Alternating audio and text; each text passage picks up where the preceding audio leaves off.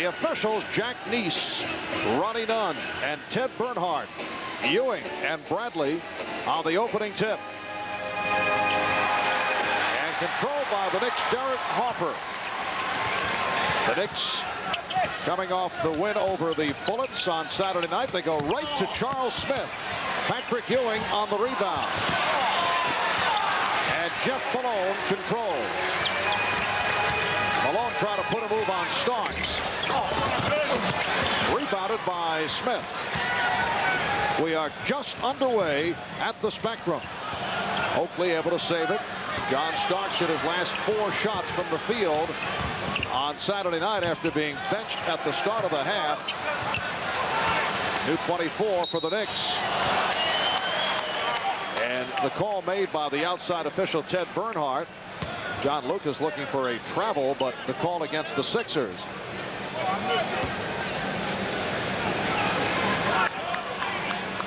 No announcement on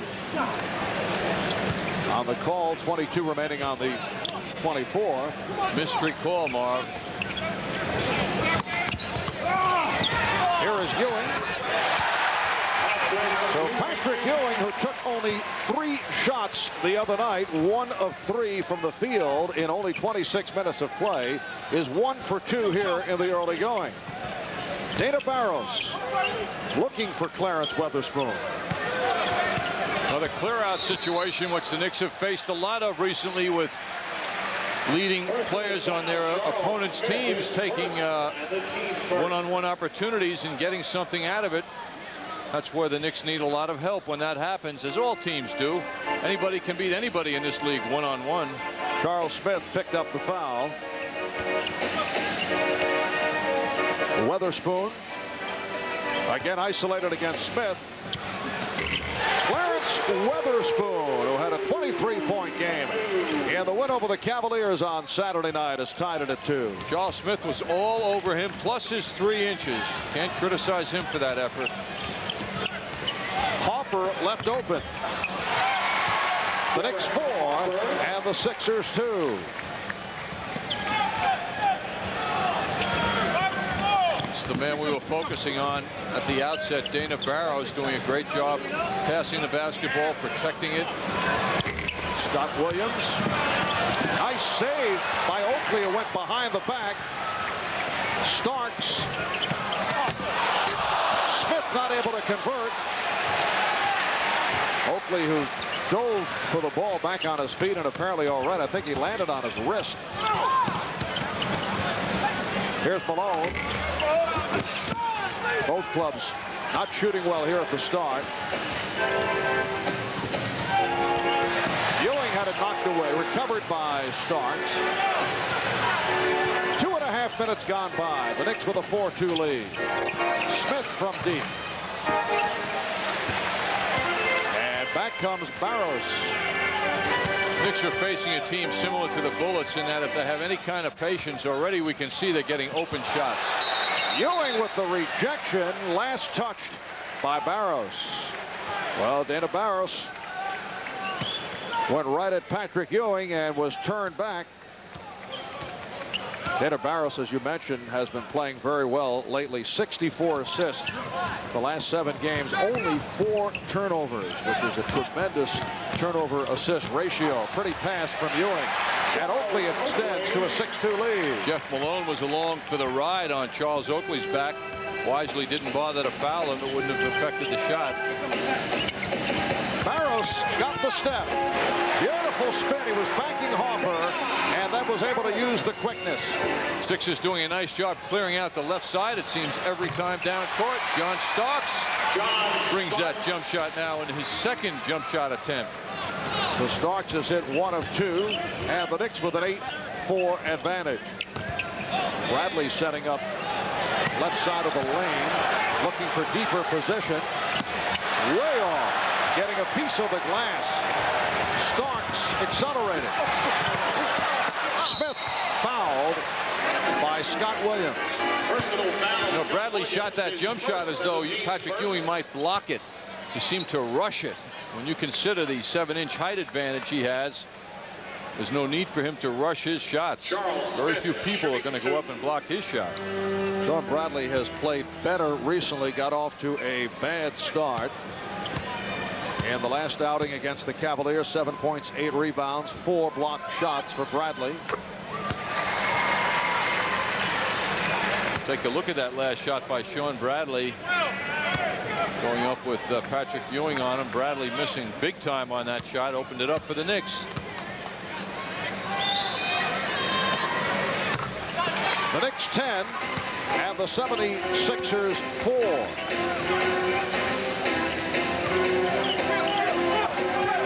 It's one of those back-to-back sequences for the Knicks. They'll play the Celtics back at the Garden tomorrow night. Weatherspoon had it knocked away. He thought he was fouled. Charles Oakley came over to help out Charles Smith and broke that attempt up. Weatherspoon still discussing the call with the official, Jack Neese. Clarence Weatherspoon looks like he's worked his way back into shape. We saw him in the opening game of preseason. The Knicks playing the Sixers in Charleston, and he had put the pounds on. Oakley tried to save it and is called for a travel. He was backpedaling along the baseline, so the Sixers will get it back.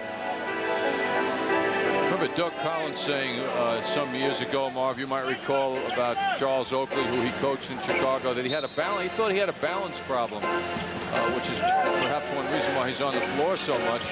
He looked like he couldn't keep his balance on that last play. Again, one-on-one. Weatherspoon working against Smith, forced it, and the rebound swept by Ewing. Smith, and he was hacked. Charles Smith in traffic, hit by Bradley. Second, Charles Smith. Once again, Charles Smith to the line. Charles, the high man, against the Bullets on Saturday. 9 of 14, 23 points. He was the go-to guy, with Patrick Ewing having a very unusual game. For Ewing, his lowest scoring regular season performance since March of '87, a game against Indiana. Ewing the other night, 1 for 4, only 3 points, but he did haul down 10 rebounds. And those 10 rebounds led the game. No one had any more than he did. The Knicks 12, 76ers 4, and John Lucas requesting the timeout. 7:23 to go. First quarter. Ladies and gentlemen, it's now time for the Comcast Metrophone Musical Chairs game. We have 5 lucky fans. I look forward to the visit to the Museum of Broadcasting. I checked it out a couple of years ago, as Charles Oakley is able to knock it down and give the Knicks a 14-6 lead. They have a number of your great moments in broadcasting. Sure. In the archives, and all you have to do it. In fact, any folks who will be dropping by, just look it up in the files under Andresi or Andres or Johnny Hoops. And I'm sure anybody could hear me breathing next to you. No, sure. Wait a second. It'll be you chatting away. Oh, there's the affable, friendly, handsome, and youthful Al Trotwood, star of the Al Trotwood Show. Are you desirous of something from Al? Hey, why not? Well, both clubs beginning to heat it up after the slow start. Malone brings the Sixers within 6. We're halfway through the first quarter. Ewing, yes. You know, he's getting away with a move that Sean Bradley should be sending that ball right back away. He's taking that right hand, turning right into Bradley. Bradley doesn't even have to reach very far, and still he cannot bother Patrick yet. Again, they isolate Weatherspoon against Smith. Bradley missed time.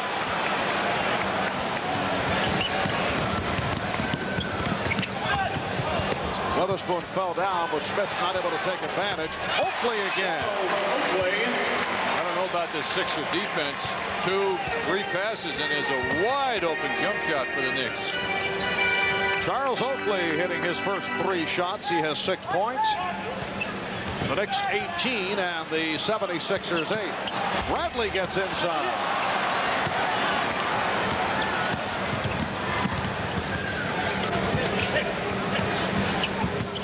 jumper off the fake, got the step. Starks for three. Yes. Oh, hot shooting by the Knicks. They now lead 21-8. That's an example of Charles Smith's unselfishness. He sensed that John Starks was ready. He could have taken a jumper, but he gave it up to Starks.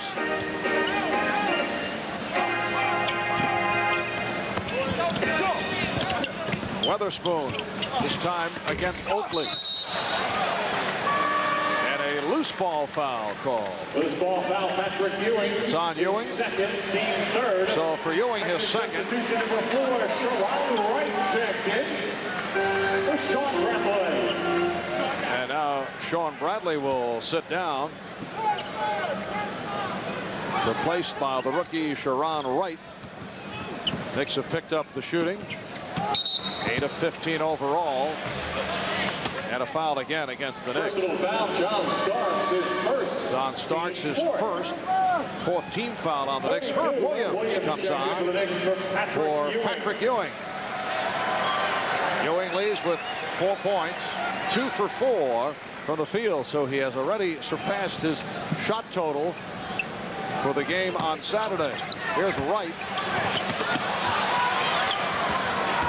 Wright in his first attempt way off. Harper lost his footing, but able to get it to Smith. Crowd wanted to travel.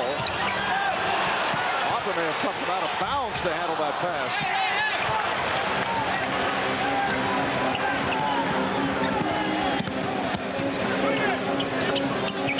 Malone. Good punch out by Smith. Malone has missed a couple of open jumpers. The Knicks are fortunate because he's one of the game's great jump shooters. Herb Williams now operating against Scott Williams. Nicely done. Herb going glass. And the Knicks with a 23-8 lead on the 76ers. And again, a timeout taken by John Lucas with 3:50 to go in this first quarter. Hot shooting by the Knicks. One-time member of the Miami Heat was signed as a free agent early last month. Barros and Malone in the backcourt with Burton, Williams, and Wright up front. Good offensive foul. Dana Barros. It's on Barros. Personal foul. The Knicks call timeout. And now the Knicks call for time, and this will be a full timeout. The Knicks 25 and the 76ers 10. Our pick comes down to watch the remainder of the game. Dumb, a person lacking mental power. Want to hear the most annoying sound in the world?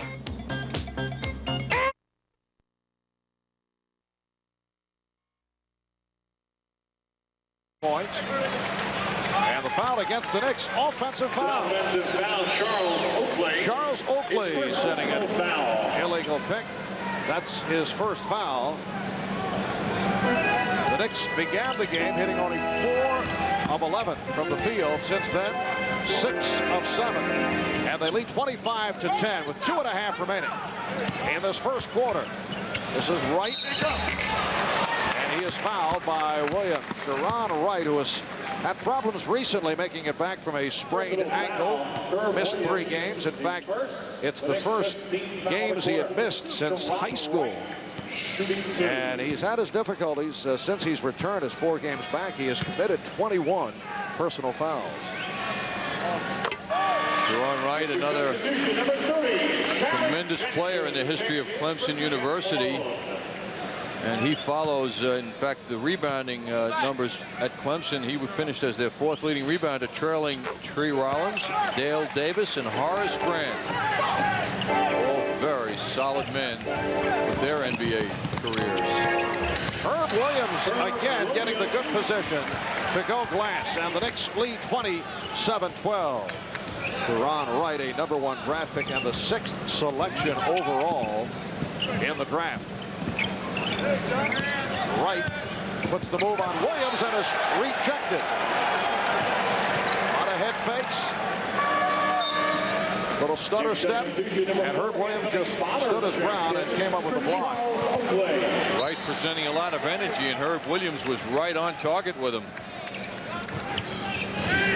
2 minutes remaining in the first quarter. 2 minutes. Shot clock is down to 3. Here's Barros. comes Bonner, who just checked in. Leading Mason. Mason tried to switch hands on the dribble. Jaron Jackson getting it to Wright, who's double teamed. Here's Wright. And Jackson pops it back out. Jaron Jackson signed last month as a free agent, a guy who has made the rounds with Portland during preseason. This is 5th NBA team. Barros somehow able to penetrate. Well, when you're close to the ground, sometimes that's an advantage. And Barros at 5'11" tall, being close to the ground, was able to keep track of that situation as it broke down. 27-14 Knicks. Hoffer beating Barros off the dribble, but then Barros got the help from Jackson. Boy, it looked like there was contact on that shot attempt by Hoffer. Wright again faced the double team. Here's Jackson for three. And Hoffer looks to break. 3-on-2 developing. Hoffer all the way to the left hand. Yes, and it counts. Hoffer will go to the line. Just a great move by Derek Hoffer. The temptation was to pass the ball to John Starks on his right, but it looked like Starks was about a half step behind, and Hoffer, with the confidence of just having had a shot and getting rocked on it, felt that he could make it again. He's bigger than Barros. He knows that instinctively, so even if he gets fouled, it shouldn't bother him that much. His judgment was flawless. Hubert Davis replacing John Starks. Starks leaving with 5 points, 2 out of 5 from the field. 3-point play for Hoffer. Scott Williams was called on that foul off the break. 30-14, the Knicks with the lead with a half minute to go in this opening quarter. Good play by Bonner in getting in front of Burton, but then a traveling violation is called, so the Sixers get it back. After that game Saturday against Washington, Pat Riley, in a rare moment, rolled out the superlatives. He very carefully presents superlatives when talking about individual play, but he doesn't hold back when it comes out when Anthony Bonner gets evaluated. Anthony Bonner made his return from the injured list in the game Friday night in Orlando and played well. One of the few bright spots in that contest, and then played well again, as you mentioned, against the Bullets. Final seconds of the quarter. Barros one-on-one against Greg Anthony, and a holding foul is called. And Barros was upset. He felt the Knicks were a bit too physical. Took a scratch on the arm and threw the ball in a crowd, and a technical foul has been called. It's against Barros. I think Barros upset because he was scratched. Here's another look at it. Well, he turns the speed on now, and Greg Anthony looks like he gets caught on a hand check. Greg reaching in for that basketball, certainly not appearing to want to overplay his defense. However, Hubert Davis, as you saw, missed on the technical. Now Barros will go to the line with 4 seconds remaining in this first quarter. Dana Barros in his 6th NBA season out of Boston College, originally a first-round draft pick of Seattle in '89. He spent 4 years with the Sonics, and then it was on to Charlotte and Philadelphia. Pleasant surprise for the Sixers last year, averaging 13 a game. An excellent long-range shooter. His focus these days is on handling the basketball. Last second opportunity for Bonner. After one, it's the Knicks 31 and the 76ers 15.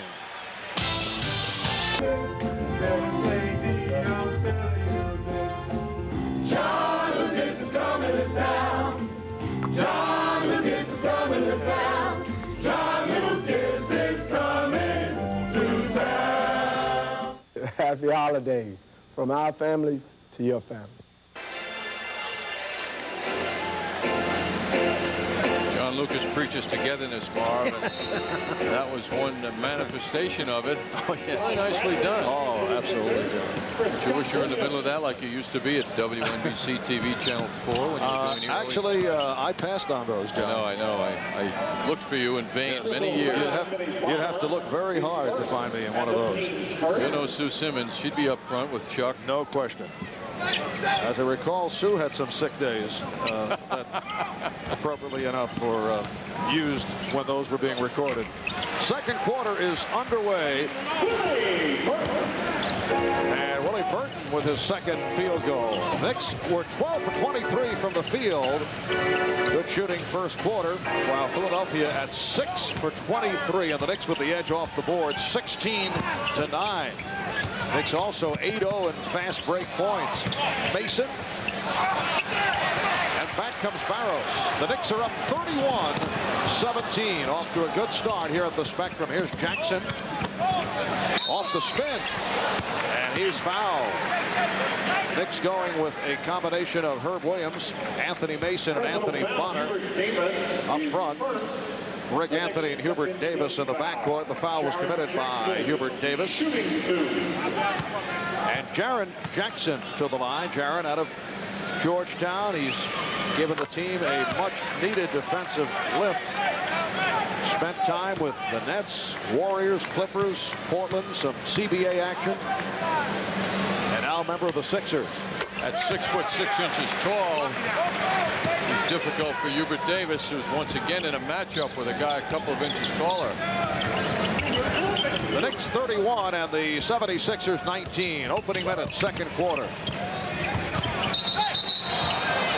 It's waved off. 3-second violation against the Knicks. Patrick Ewing checking back in and replaces Herb Williams, who did a good job. Herb with 4 points and a block shot.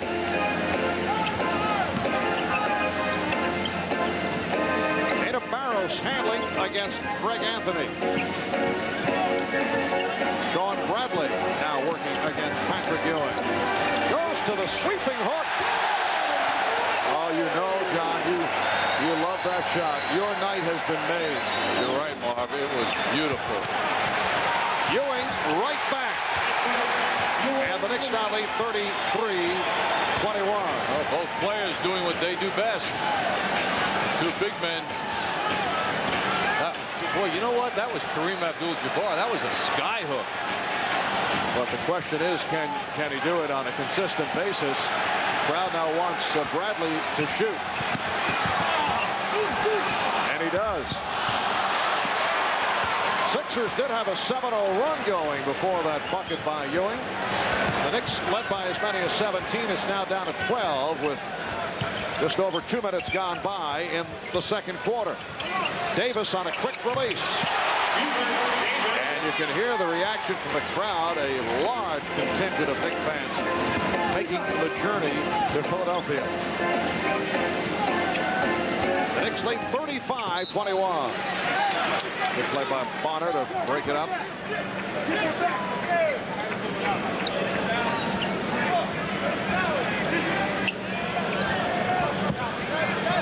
Burton got the step. Pretty crossover and hits. Beautiful move by Willie Burton. There's never been any question about the talent of Willie Burton, but it's been problems off the court. Alcohol, depression, very rugged 4 years with Miami. This is a guy who was a #1 draft pick of the Miami Heat. And back comes Burton. 4-on-3, and Burton is open. Anthony looks to run. Sixers able to get back. Greg Anthony has had the hot hand. Good box out and a foul. Foul from behind on Ewing. Well, Pat Riley's very upset. And a technical foul called on Riley. That's number 3 assessed on Ewing, and Ronnie Nunn did not appreciate what Pat Riley had to say and was very quick in handing out the tee. Pat Pat Riley is also upset. He's directing some of his comments at Greg Anthony. Really taking off on Greg. I think, Marv, Greg took that shot from the deep corner, expecting a foul call, kind of stayed on the floor a little bit longer than Pat Riley liked. I don't know if that's the reason he took off on him, but he did that similarly to John Starks on Saturday night, which is the reason John didn't start in the third quarter. Pat was very unhappy with John's response getting back on defense. It happened too slowly. Perhaps that was repeated now with Greg, who's out of the game. I don't think he liked the shot selection. Although, as I mentioned, Greg has really been shooting well, but he fired from deep in the right-hand corner. Well, you rarely see him pull a guy like he just did with Greg Anthony. He was not hiding his feelings for that play. Also looked like Greg Anthony came up hobbling. So Derek Harper now in the backcourt with Hubert Davis. 35-24, the Knicks with the lead. 3-second violation again. That's too often. That call happens too often against the Knicks. Now we've had 2 in the last 4 minutes. That means people are standing around. Patrick Ewing is back on the bench after picking up his third. So Herb Williams, Anthony Mason, Anthony Bonner up front. There's Wright with a beautiful move. Sharon Wright with his second field goal. He has 4 points. And the Knicks, who once led by 17, now lead by 9. And the crowd comes alive, greeting the Sixers as they head back to the bench. He did not hold a grudge because Greg is back in the lineup. Greg taking that jump shot that missed. He felt he was fouled. He kind of languished around in the corner, sitting on the floor, looking for some sympathy, and as a result, the defense that the Knicks needed didn't take off quickly enough. 76ers have outscored the Knicks 11-4 in the second quarter. Knicks have led by as many as 17. It's now a 9-point margin. Well, Greg Anthony is back on the floor. And Anthony Bonner received that pass while standing on the baseline, out of bounds. Pat Riley not looking to make an issue out of it. Reinserts Greg Anthony, which is a good move. Anthony's played very well this season. And a foul is called. Anthony Mason is first. Foul on Anthony Mason, his first. Charles Smith getting set to return. Charles Smith checks back. And he comes on for Anthony Bonner. Patrick Ewing sitting down after picking up a third foul. Barros is back. Barros and Jackson now at the guards. There's Burton setting it up against Smith. Went to the left hand, a bad shot, of course.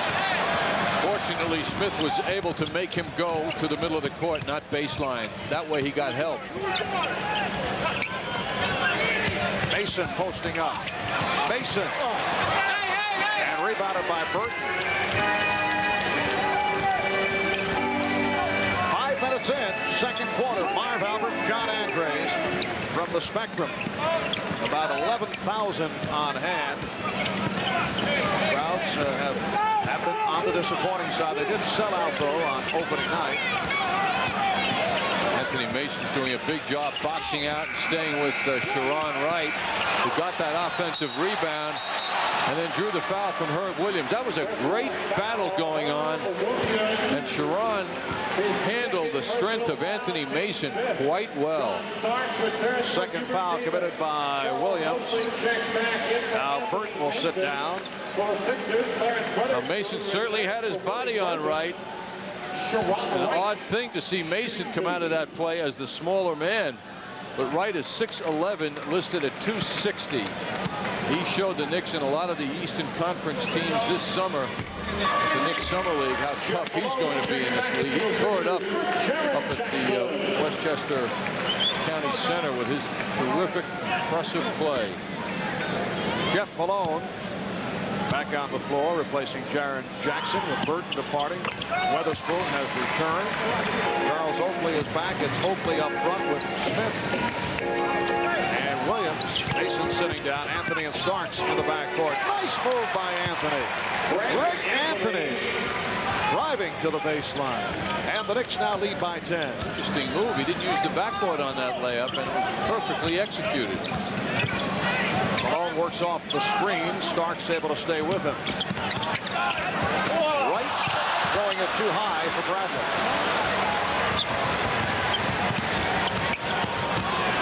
Smith, foul. Charles Smith again taking it to the basket in strong fashion, and he drew the foul. B.J. Tyler, rookie from Texas, comes on for the first time, replacing Dana Barros. Number 1, B.J. Tyler checks in for the Sixers. B.J. Tyler, very exciting first-round draft pick. Lightning quick. Oh, Charles Smith at the line. His 5th point. Charles now in his 7th year in the NBA. On the average over those 6 prior years has made his foul shots at a 77% clip. He's been shooting them a lot more this year. Last year he shot about 72%. This year he's at a shade over 70%. So he can shoot them better than he's been doing this season based on his prior years. Although tonight, John, 5 of 5 from the line. And continues the perfection. All his points at the free throw line. Knicks 39 and the 76ers 27.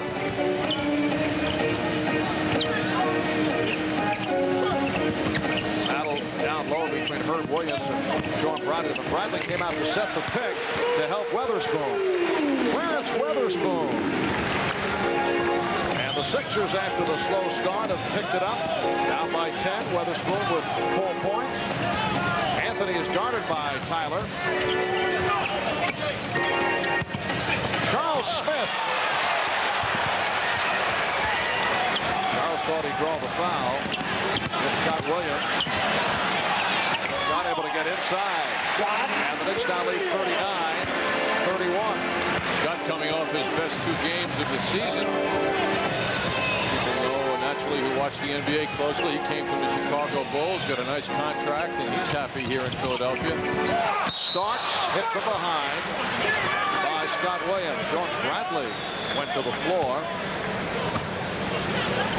Scott Williams now a starter. It was expected he'd be used coming off the bench. But he has replaced Tim Perry, who was projected as the starter. And Perry has not played much.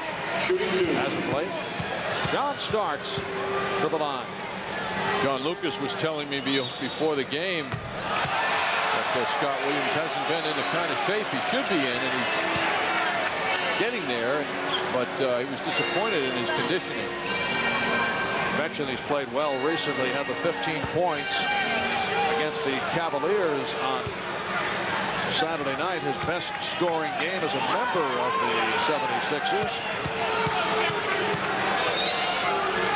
Just under 5 minutes remaining in this first half. The Knicks 40 and the Sixers 31. And B.J. Tyler handles against Derek Harper. Well, he's tough for Harper. He is so fast. Here's Weatherspoon. Smith on the save. Nice job defensively by Charles Smith. Made Weatherspoon take a tough shot. Oakley went to the left hand. It was turned back by Weatherspoon. Well, he looked like he got rocked on that field goal attempt, though. Malone. Off balance shot by Jeff Malone in traffic to bring the Sixers within 7. Remember, the Knicks led 31-15 at the quarter. They led by as many as 17 points. Ronnie Nunn blowing the whistle. And apparently an adjustment of the clock. 24-second clock was off. They've had trouble with the clock. Remember that mystery call right at the start? That was a problem with the clock. It's bothering me, John. Somehow I figured it out. Can't sleep at night when that happens. And Oakley is fouled. How'd you find that out? Just figured it out? I can't reveal. Personal foul. Clarence Weatherspoon is first. Weatherspoon called Third on that foul. What a heated one-on-one confrontation prior to the game between the rookie B.J. Tyler and a familiar name, World B. Free, who is now the strength and conditioning coach of the 76ers. John Lucas bringing him back. I mentioned to World, make home World? Yes, that's his World. name. Okay, yes. I mentioned to World, that's Maurice Cheeks, and it looks like World B is right behind it. World B sounds better than World. I mentioned we're not seeing the usual rainbow shot that he was noted for in his NBA career. He says can't shoot him as high as he used to. Well, he was out here popping away, perspiring freely, getting a good workout. And I'll tell you, Marv, those arms... Perspiring freely. Very good, right? His arms look like he's been observing his messages to his team that he's now trying to make stronger, because he really looks big in the arm department. What a pleasant guy, though. It's always nice to see him. All those Brooklyn guys. World B, Canarsie High School. yes. Grew up in the Coney Island area. Sloppy play at both ends, and the bad pass picked off. Tyler on the intercept for Weatherspoon.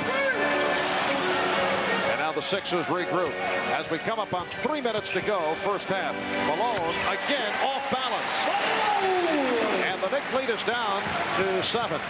Jeff Malone takes a shot like that. If you've never been to an NBA game before, you'd say, boy, was he lucky. Well, that's not the case. He can shoot them like that.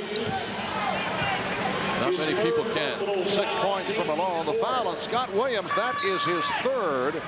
And he'll be replaced by Sharon Wright. Scott Williams.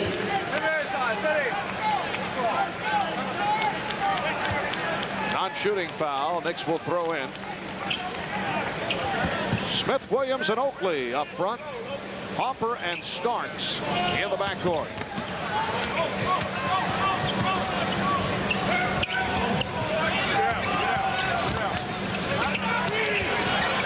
Williams one-on-one with Bradley. Herb Williams over the 7'6". Sean Bradley and Herb 3 for 3 from the field for 6 points. Sean Bradley is not putting any fear into Ewing or Herb Williams. That shouldn't be the case. He should be a little more aggressive. The Knicks 44 and the Sixers 35. Malone fouled and came up hobbling. Foul committed by Starks. Malone will head to the line, but first a timeout taken with 2:20 left of the half. His career out here tonight about 40 minutes before the game started, working a little one-on-one. So Willie Burton he's going against. Oh, right on his game. World B not one who was shy about taking shots during the course of his career. For the most part, his starring days with the Sixers and the Warriors.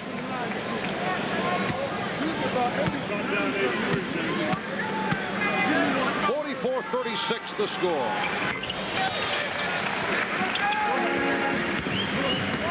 Jeff Malone scoring the last 6 points for the 76ers, who have cut into that 17-point lead. A double dribble called on Hopper. The Sixers come in with a record of 6-8, fourth in the Atlantic, a half game behind the Celtics. They've won their last 2 over Cleveland and Sacramento. They've taken 3 of the last 4. The other one, though, against Minnesota. They started at 1-4. Since then, they have won 5 and lost 4. Wright with a facial and a little extra celebration there. Absolutely, yes. Big-time reaction. That ought to get Herb Williams and his teammates a little bit more awake next time he comes down the middle. You know, it's dangerous, too. You can walk right into that. Oh, that would be a quickie KO. Weatherspoon call on the foul. Type of reaction you might not expect. You might take a step back. Here's another look at it. Now he gets the step down the middle. Nick's slow on helping out. Sharon Wright with this big reaction, which is embarrassing, I would say, to him. Not a professional reaction, and I'm sure John Lucas will remind him of that. Well, Charles Smith had hit his first 6 free throws. 1:42 to go. First half. The Knicks 45 and the 76ers 39.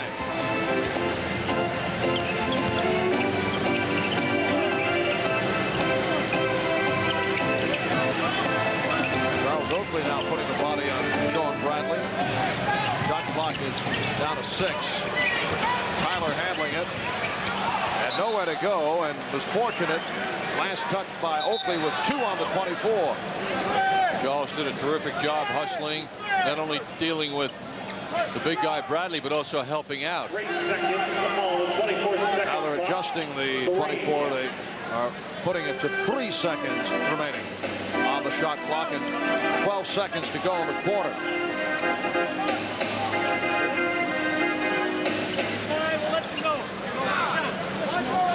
And they're having difficulty making that adjustment. Bradley.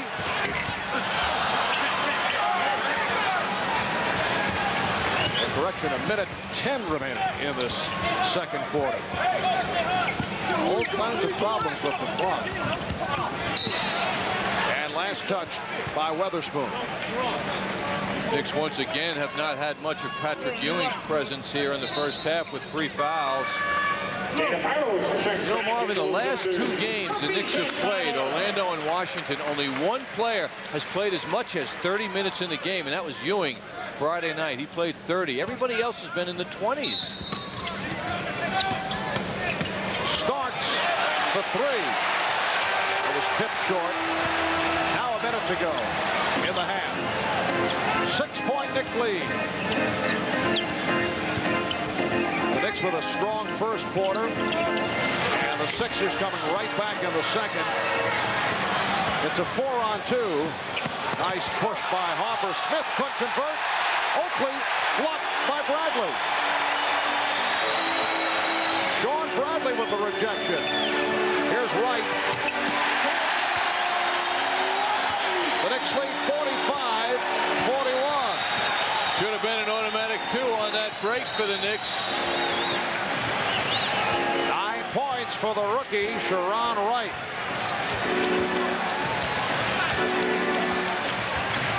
Hopper playing the clock. 5 on the 24.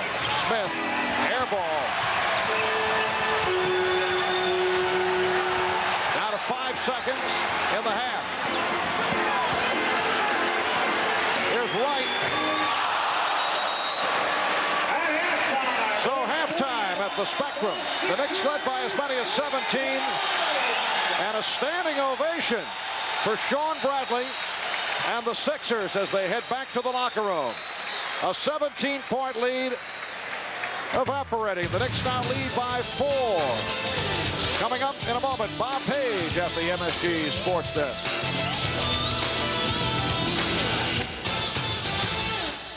I'm going camping this weekend, and I love it. And I hate camping. If I want to sleep on dirt, I wouldn't vacuum. Fresh air, birds, trees, snakes, bears.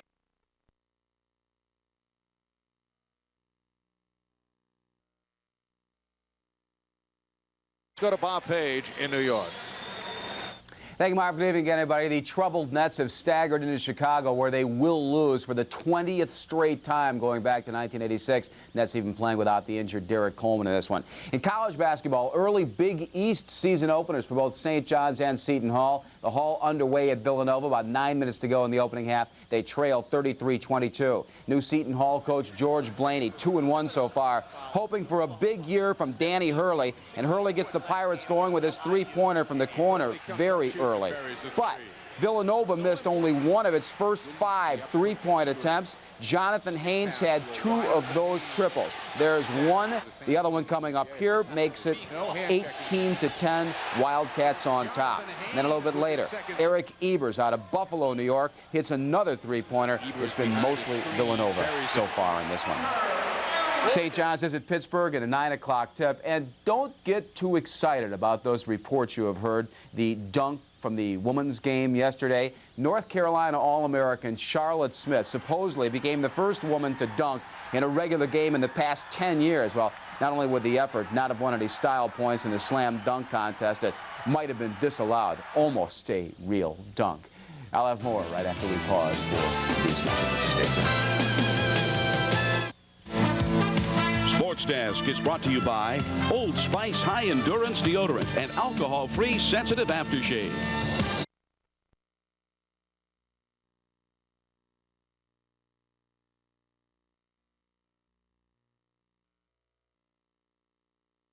Teams are 6 and 7. After that surprise win at Cleveland yesterday, the Giants were, of course, ecstatic, but not to a man. Kicker David Treadwell may be cut this week. The hero of yesterday's game, Brad Dalwiso, appears to have taken his job. Dan Reeves will make an announcement on Wednesday. He and I talked about it last night on the plane, and as far as we're concerned, there's no controversy. The only controversy is, as you know, amongst other people who maybe don't know us or know the situation here. David and I know that we each have a role, and we separate football and friendship, and on the football field we compete like everyone should compete, and off the field we forget about it. You know, it doesn't change the fact that, you know, David and I are friends. I'm sure he's happy for me that, you know, I made a few field goals last night, and I feel badly for him that he didn't, and it's those roles have been reversed in the past. More from us right after the Knicks game, and then don't forget our full 15-minute edition of the MSG Sports Desk tonight at 11 o'clock, featuring Mike Quick and his weekly report on high school sports in the tri-state area. We'll return to Philadelphia after again this time out.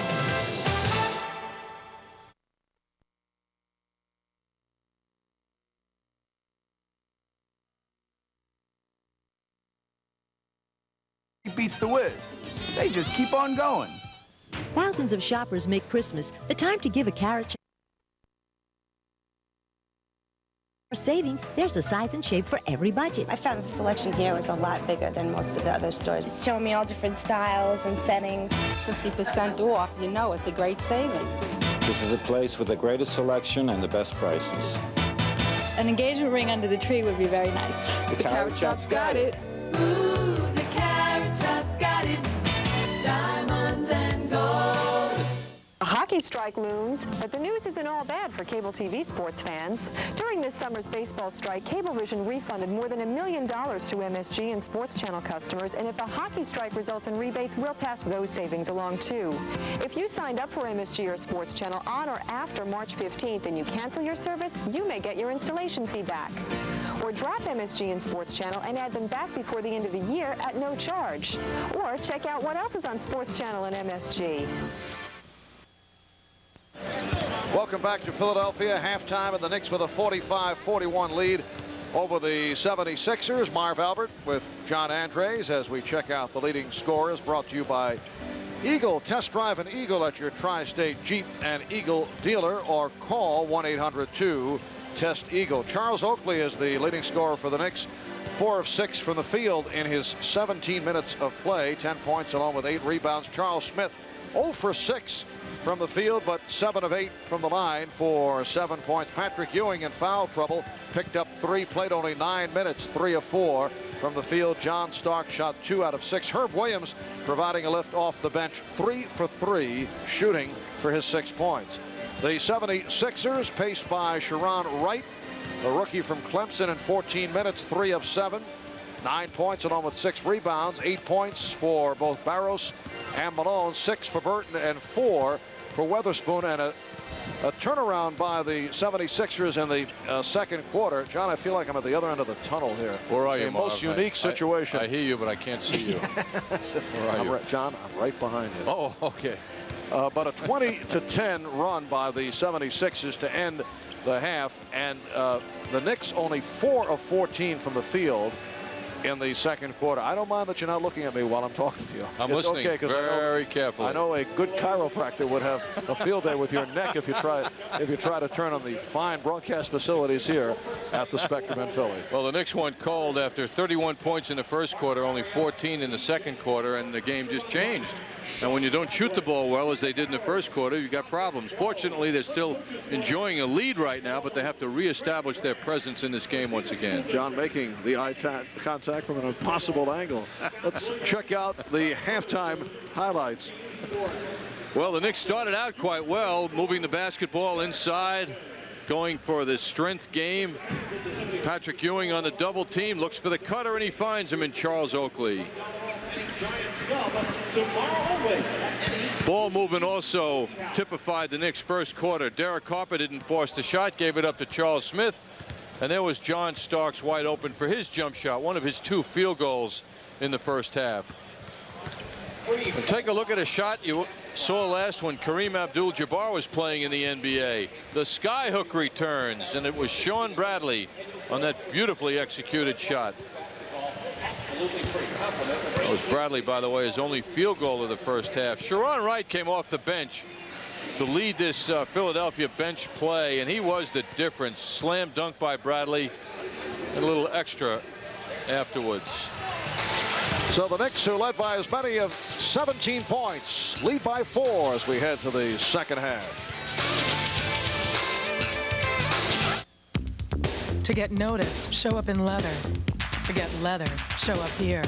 Wilson's, the leather experts. All coats shown on sale, $149.99.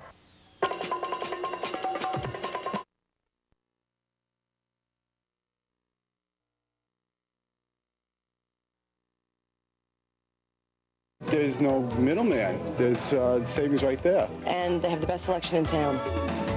I would love to find a diamond engagement ring under my tree.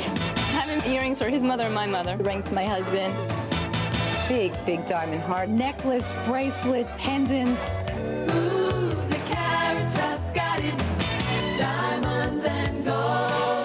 Baseball was a bust, and hockey might be too, but there's good news for cable TV sports fans. During the baseball strike, Cablevision refunded over $1 million to MSG and Sports Channel customers. If the hockey strike results in rebates, we'll pass those along to you also.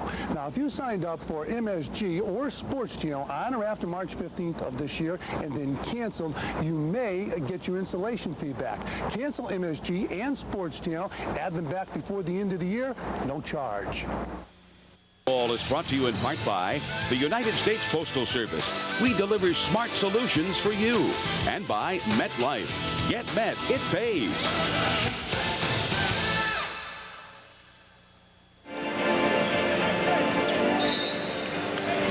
And the third quarter underway in Philadelphia, a 45-41 lead for the New York Knicks. The Knicks at one stretch led by as many as 17. And the turnaround continues as Clarence Weatherspoon hits his third field goal. He has 6, and the Sixers are within 2 points.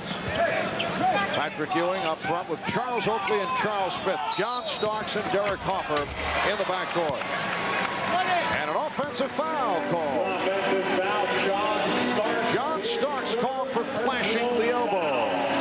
Look at the quarter shooting. The Knicks 52%, Sixers 26, and it turned around in the second quarter.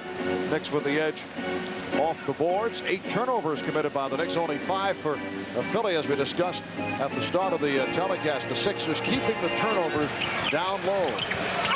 Off balance shot by Weatherspoon. Ewing could not control. It will be Sixer ball.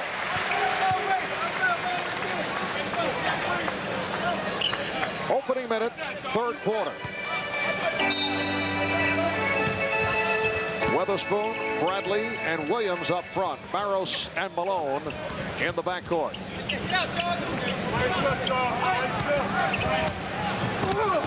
Weatherspoon looking to swing in, and does. Rebound, Bradley. Sean Bradley with the tip. That's his second field goal. He has 4 points, and the game is tied at 45. He's not physically forceful, but you can't forget about him. Smith. Charles Smith still looking for his first field goal. And that is last touch by Charles Oakley. Yes, Charles with an 0 for 6 from the field in the first half. However, he did have 8 foul shot attempts, made 7 of them, along with 5 rebounds. Bradley. And for the first time tonight, the 76ers have the lead. The Knicks call for time. It's a 20-second timeout.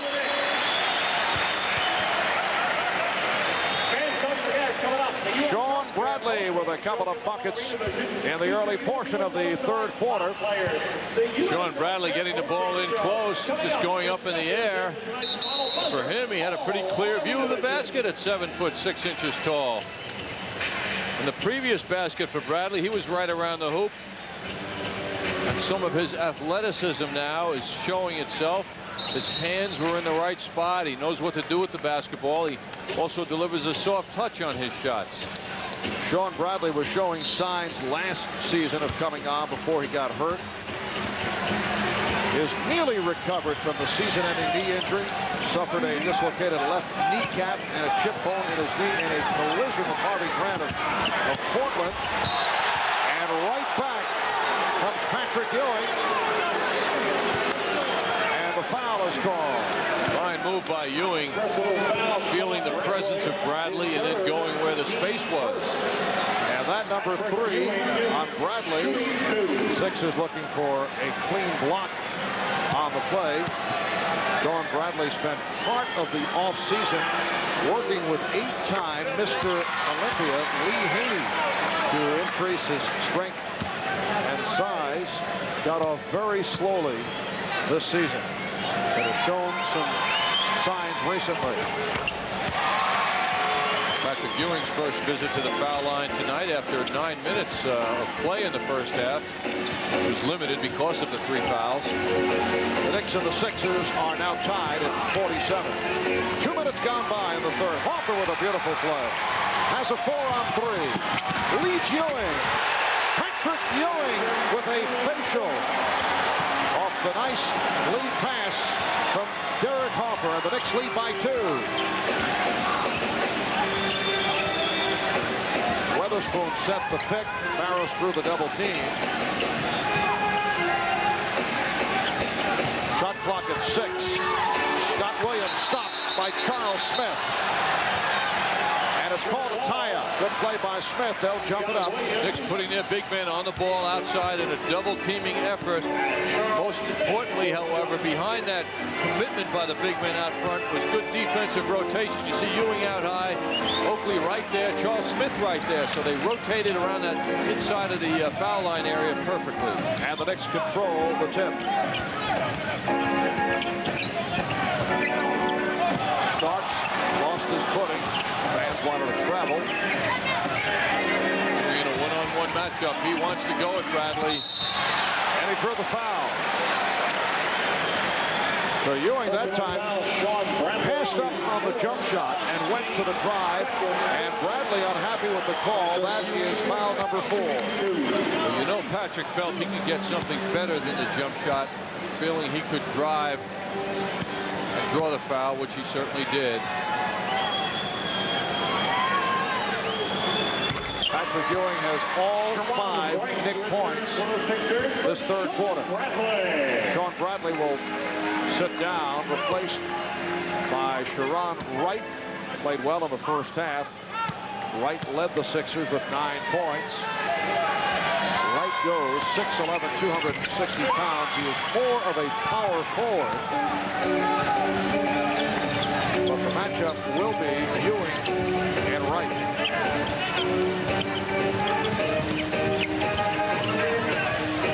Barrows certainly being respected for that 3-point range. Shot clock at 3. Weatherspoon. Air ball fielded by Oakley. Weatherspoon has no trouble pushing up a shot, even if it's a bad one. Ewing. And again he's fouled. Patrick Ewing right at the center of the Knick offense. Foul committed by Wright. Patrick Ewing. Once again, Ewing to the line. Patrick Ewing looks to be moving well tonight. The right knee obviously bothering him. Had a rough time in the game against the Magic Friday night in Orlando, as did the entire Knick team. Patrick has to observe the fundamentals now and not fall away when he takes this shot as he did last time he was at the foul line. The Knicks 51 and the 76ers 47. 3.5 gone by in the third quarter. Malone facing the double team momentarily. Wright posting up. And Charles Oakley with another rebound. That is 10th. Harper resets as Starks off the pick. Oakley, and he drew the foul. Charles Oakley has been very tough off the boards at both ends, and a foul is called. It's on Sharon Wright. That's his third. I was under the impression John Starks was going to try and not take the kind of shots that he just took. Off balance rush jumper. Pretty return from Ewing. And Charles Smith has his first field goal. The Knicks playing well here in the third quarter. They lead by 6. 76ers want to talk it over. Timeout taken. 7:43 to go in the third. 8-0 run by the Knicks. Sixers game. The most fun you'll ever have again.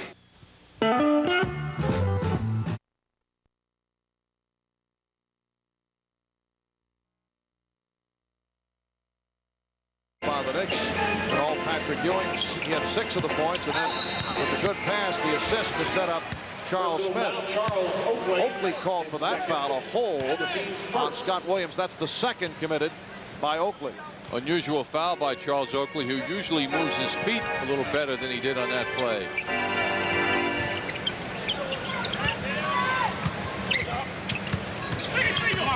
Here's Malone. Rebounded by Wright. Oh, he was hungrier than any of the other rebounders for that basketball. Strong game for Sharon Wright. He now has 11. That's a dangerous pass thrown by Starks. He was able to get it back, then fed with the look away to Oakley and got it to Smith. Goaltending is called. The basket counts, and Charles Smith receives credit for the field goal. The Knicks lead 55-49. 6.5 remaining. Third quarter. Weatherspoon setting the pick. Barros for 3. Dana Barros, who has the touch from downtown, throwing up his first three-point attempt and hitting to bring the Sixers within 3.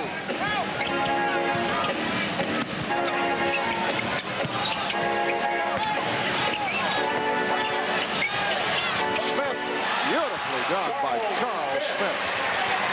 It's amazing how effective and smooth he can look executing a shot like that. And yet when he's under the basket, it becomes so difficult for him.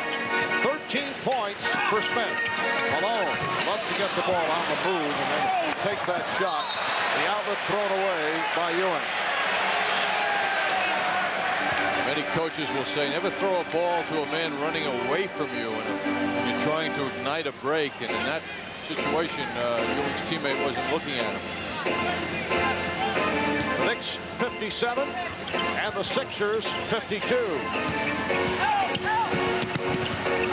They double up on Barros. Weatherspoon off the dribble. Played well by Smith.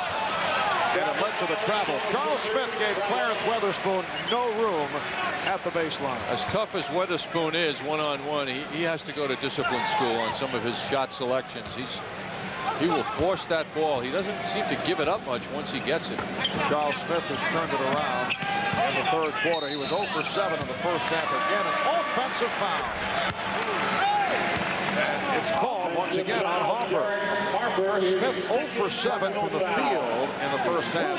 He's 3 of 3. He's hit 3 of his last 3, and he scored the last 6 points for the Knicks. So Willie Burton checked back in for the 76ers.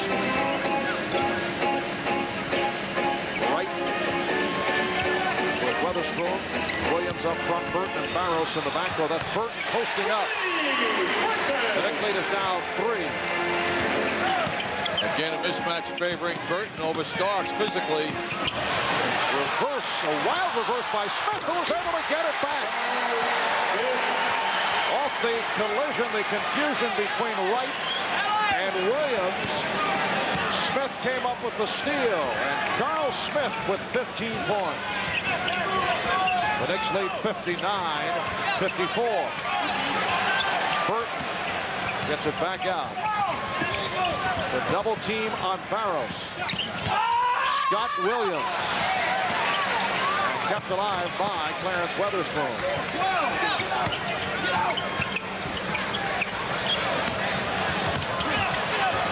This offense of Philadelphia doesn't seem to be going anywhere at all. Shot clock at 7. Nice feed from Barros, and Wright was hacked. Oakley called for the foul. So Sharon Wright will go to the line. Barros put that ball right in Wright's hands. Perfect lead bounce pass. Wright only a 63% free throw shooter. Pick and roll play. And the man Wright rolling to the basket got the pass. Sharon Wright averaging 11 points per game. And he is gunning for his 13th point right here. The Knicks lead 59-56. Knicks back in the Garden tomorrow night to go up against the Boston Celtics. The Knicks won on opening night in Boston. 5th straight win in Boston since that long losing streak. Patrick Ewing extends to a 61-56 lead. Knicks at one point had dropped 23 straight on the parquet floor during regular season play. Starks need some help now inside. And the foul is called as Burton made his move on Starks. Foul on Starks. All right, Knicks game night will start at 7 o'clock. Game time 7:30 for the Knicks and the Boston Celtics. And then the Knicks move on to face the Hawks in Atlanta on Friday, and then back home next Saturday for the Sixers. Timeout taken by the Knicks with 3:31 left in the third quarter. On the field in a flawless third quarter shooting. Weatherspoon. The Knicks now lead 61-58. The combination of Charles Smith and Patrick Ewing with 8 points apiece, accounting for all 16 Knick points in this third quarter. Hoffer. And rebounded by Burton. We're down to 3 minutes to go in the third. Barros and Burton in the backcourt. Burton now being guarded by the smaller Hubert Davis. And a double team. But a beautiful recovery by Burton off the double and then triple team. He got it to Sharon Wright. And here are the Sixers within 1 point. Pass like that shouldn't be allowed to happen to a team that's intensive defensively. I mean, there was just no hand up to deflect that pass. Ewing. The Knicks lead 63-60. 16 points for Patrick Ewing. 10 of his 16 here in the third quarter. So he has turned it around. Played only 9 minutes in the first half because of foul problems. Right. And the loose ball foul on Scott Williams. On the battle for the rebound, he's called for the foul. For Scott, his 4th. And it puts the 76ers over the limit. The Knicks are headed to the line. Patrick Ewing will shoot 2. Anthony Mason is now up front with Charles Oakley and Patrick Ewing. Derek Harper, Hubert Davis in the backcourt.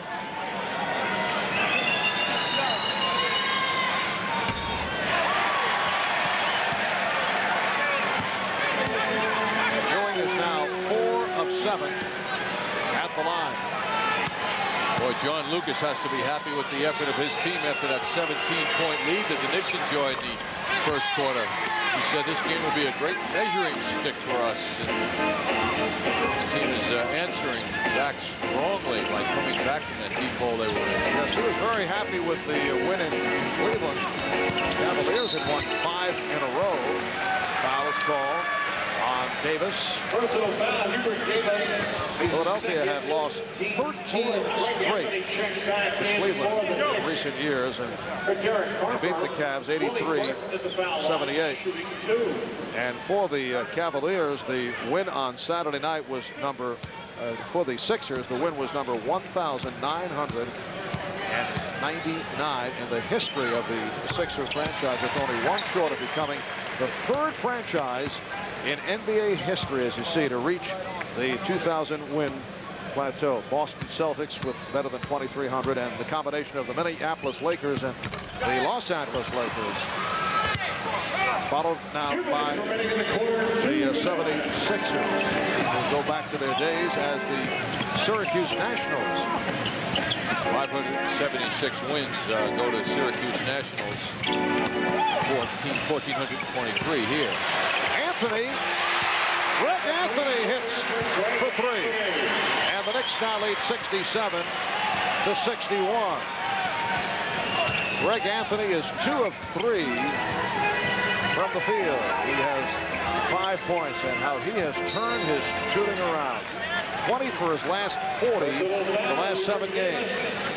Foul committed by Davis, his 3rd. Take a look at Greg Anthony's shooting. His first 3 seasons from the field, 39%. His 3-point shooting, 25. And now this season, look what's happened. 49% from the field. And consistent also. And his 3-point shooting puts him high up. That's a very impressive 3-point shooting statistic. This is Willie Burton, the one-time Miami Heat. As we mentioned earlier, signed as a free agent by the 76ers early last month.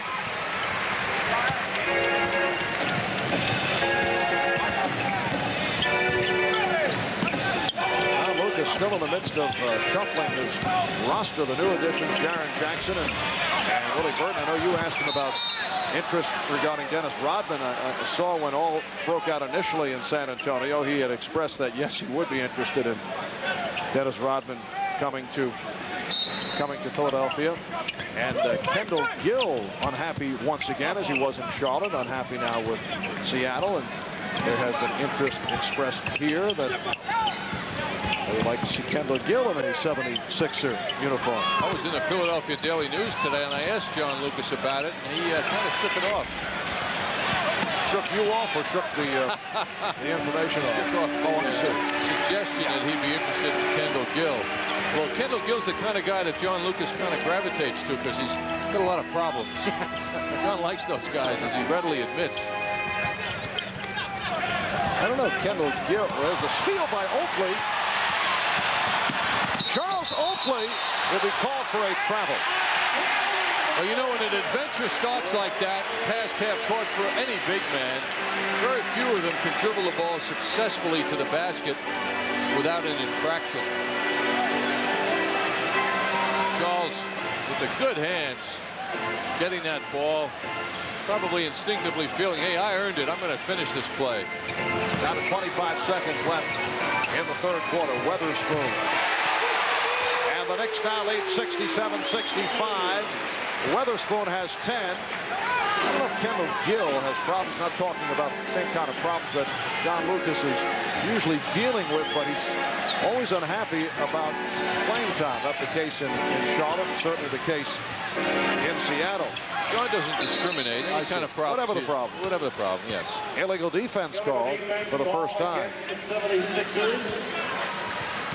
But it is a technical foul because it occurs within the final 24 seconds of the quarter.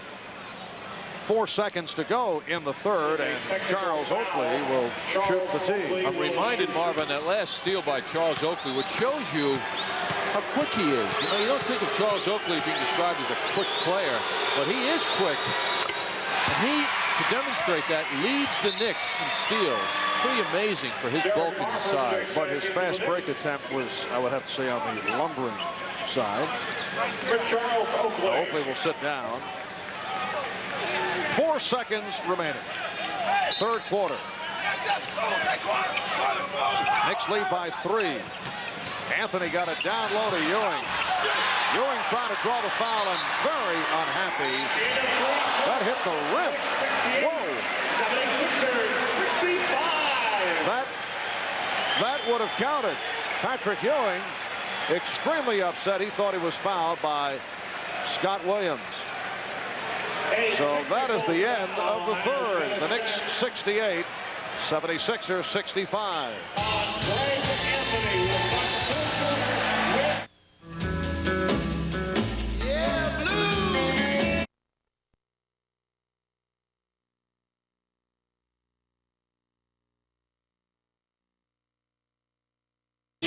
And much more.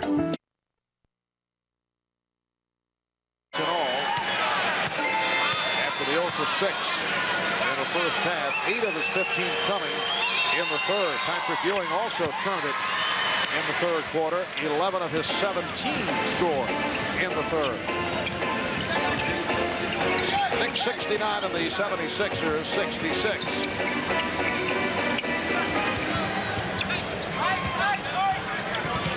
Clear out for Charles Smith to deal with, and he did okay. Barros for 3. Dana Barros from downtown with his second of the night, and he's tied the game at 69.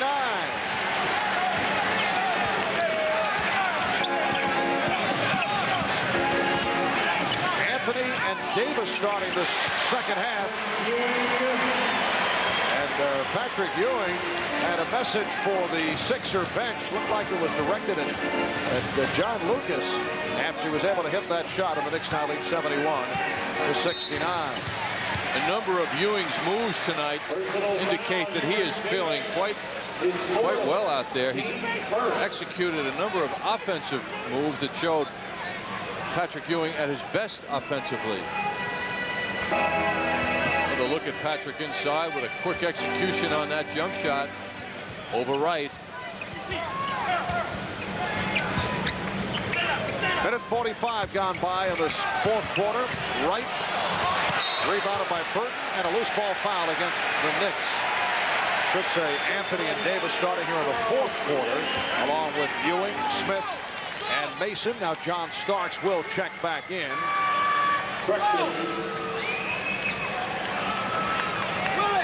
Starks for Davis. 3 points for Hubert Davis. Called for that foul.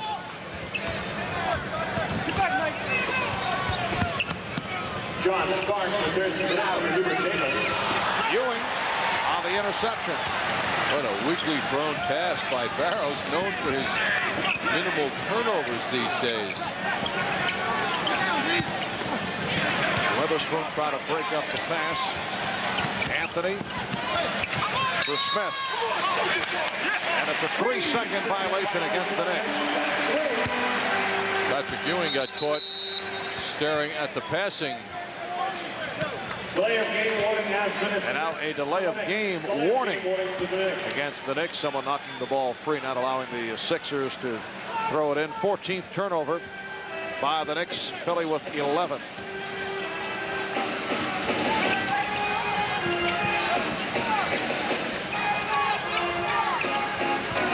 Burton working off the pick, but met by Starks. Burton with the spin. Ewing rebound. 8th rebound for Patrick Ewing.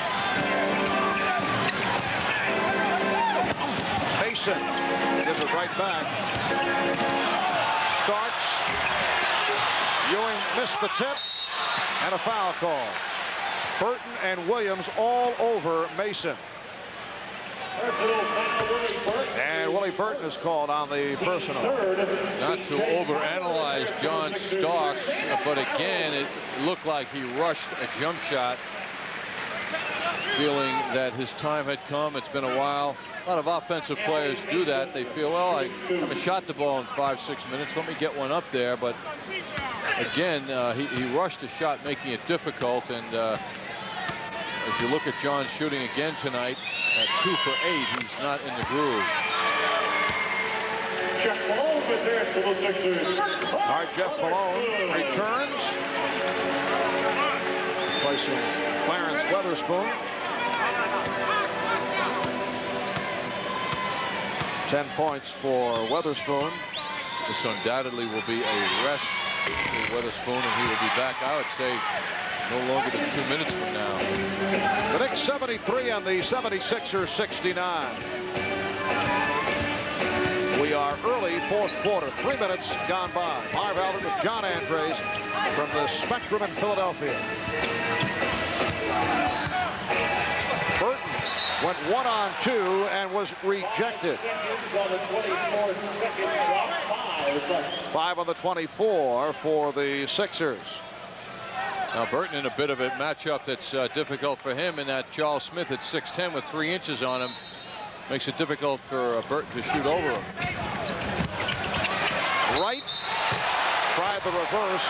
Basket won't count, but a foul called. It's on the Knicks. Personal foul, Charles Smith. Charles Smith picks up his second. And Sharon Wright will go to the line. He is 5 of 6 at the line. Looks to me like Burton is really loose out there, all over the boards, playing at a tremendous energy level. He has had very big numbers over the last 9 games, fitting in quite nicely with the Sixers. See the effect, because they've won 5 of those 9 games. And tonight 11 points for Burton in his 14 minutes. Ronnie Nunn blows the whistle. And a loose ball foul on Mason.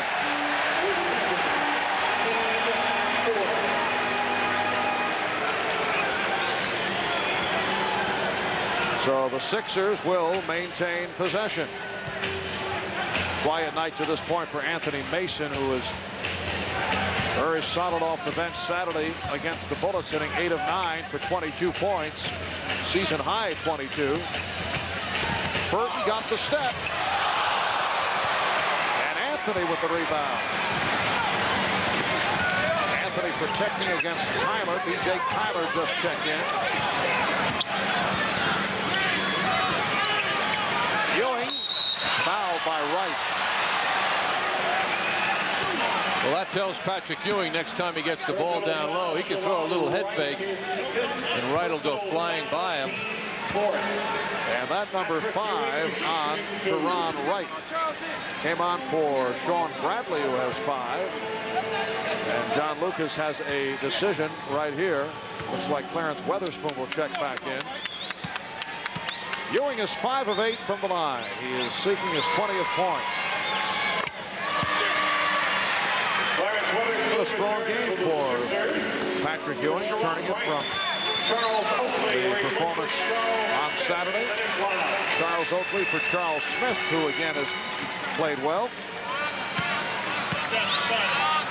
Charles Smith leading with 16. Strong second half for both Ewing and Smith. And the Knicks now lead 75-70. 4 minutes gone by, fourth quarter. B.J. Tyler, the rookie from Texas, now at the point guard position. Scott Williams getting position. Gets it back out, though. Every time Jeff Malone misses a shot like that, if you're a Knicks coach, you're really happy about it, because you're lucky, because he's such a good shooter, as we said earlier. He's been open a few times. Ewing.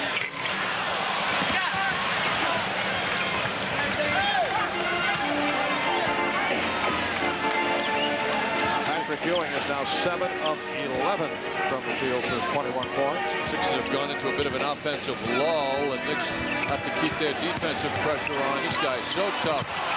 Mason was right with him and got rocked by Scott Williams. No foul on that play.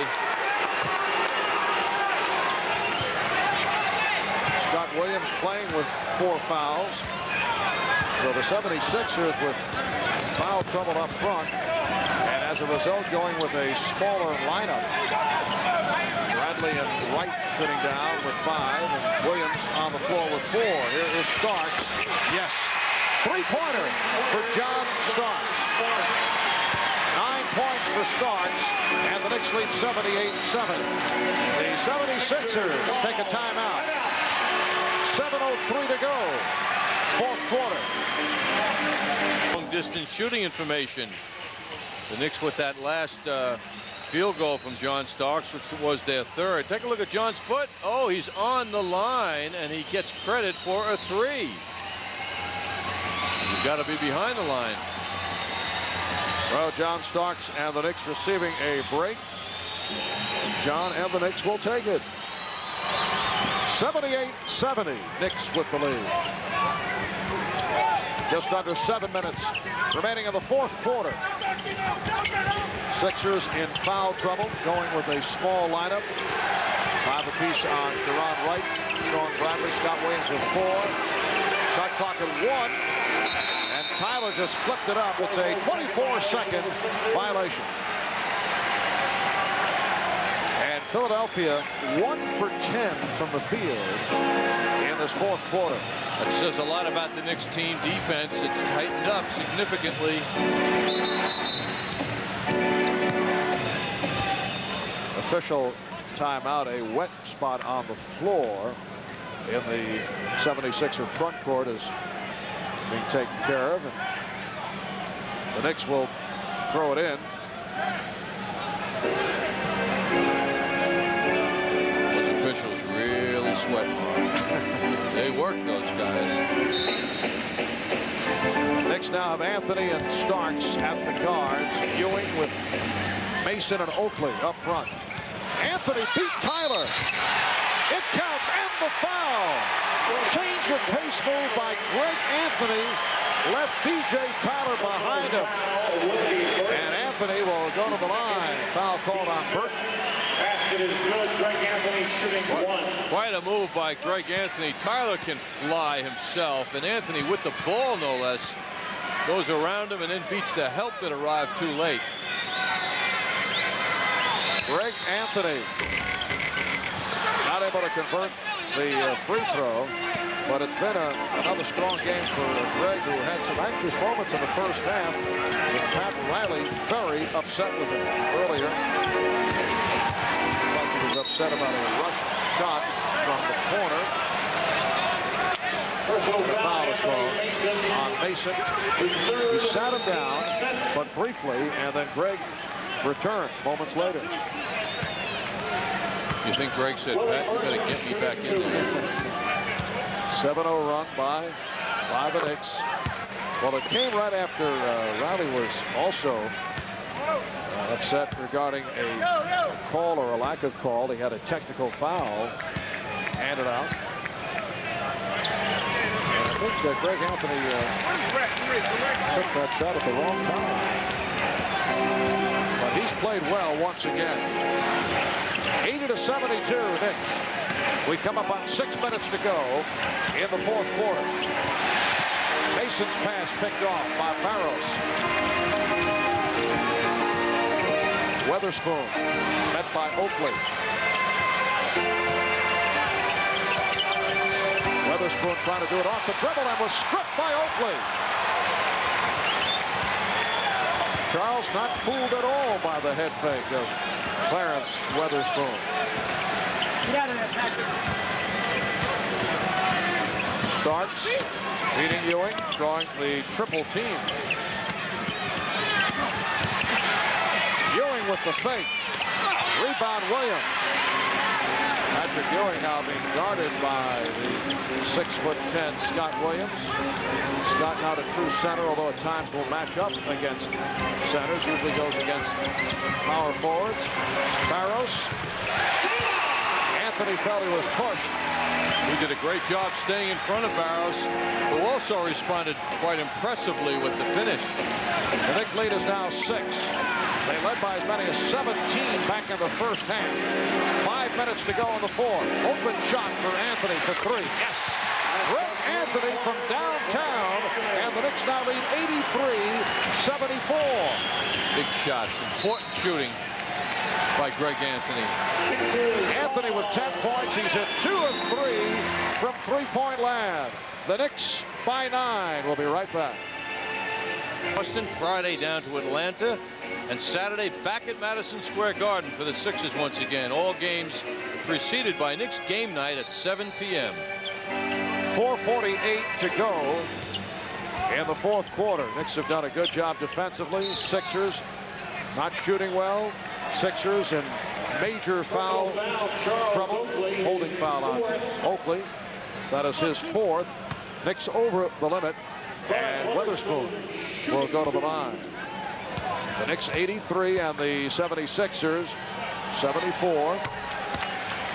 And again, the Knicks getting a lift off the bench. Greg Anthony, 4 of 6, 2 from downtown, 10 points. Sean Bradley playing with 5 fouls. Checks back in, so Bradley now up front with Witherspoon and Williams. 83-76 Knicks. Hopper and Starks now the backcourt with Ewing, Oakley, and Mason on the front line.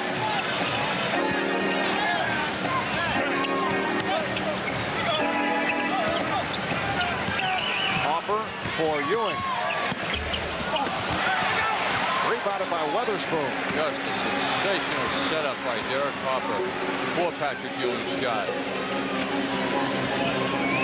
Yeah, the Knicks looking for the double team on Barrows. Illegal defense called.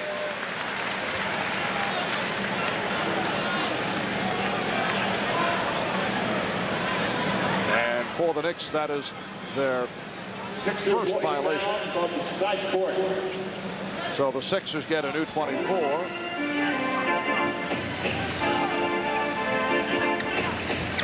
Philadelphia 76ers with a record of 6-8. They've won their last 2. They've taken 3 of the last 4. Witherspoon foul.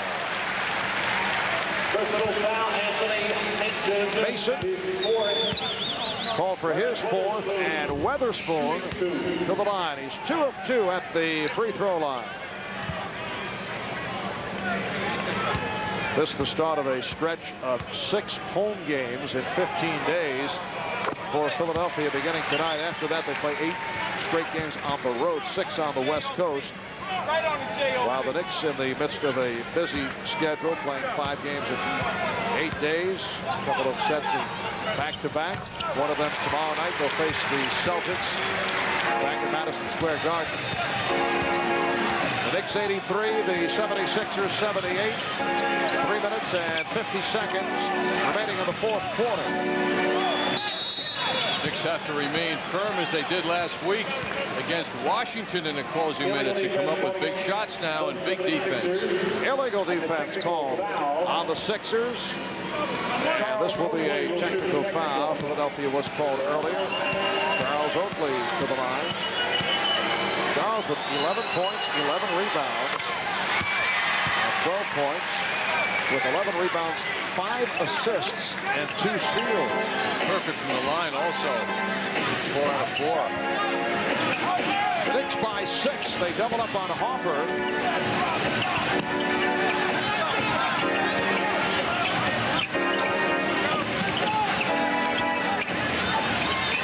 Starks. Rebound ripped down by Mason. And a loose ball foul against the Knicks, as Burton was sent flying. Loose ball foul. Knicks. Charles Oakley is his personal foul. Knicks are over the limit, so Sixers to the line. It's called on Oakley. He has 5, and Burton will shoot 2. Burton is 5 out of 6 from the line. He has 13 points.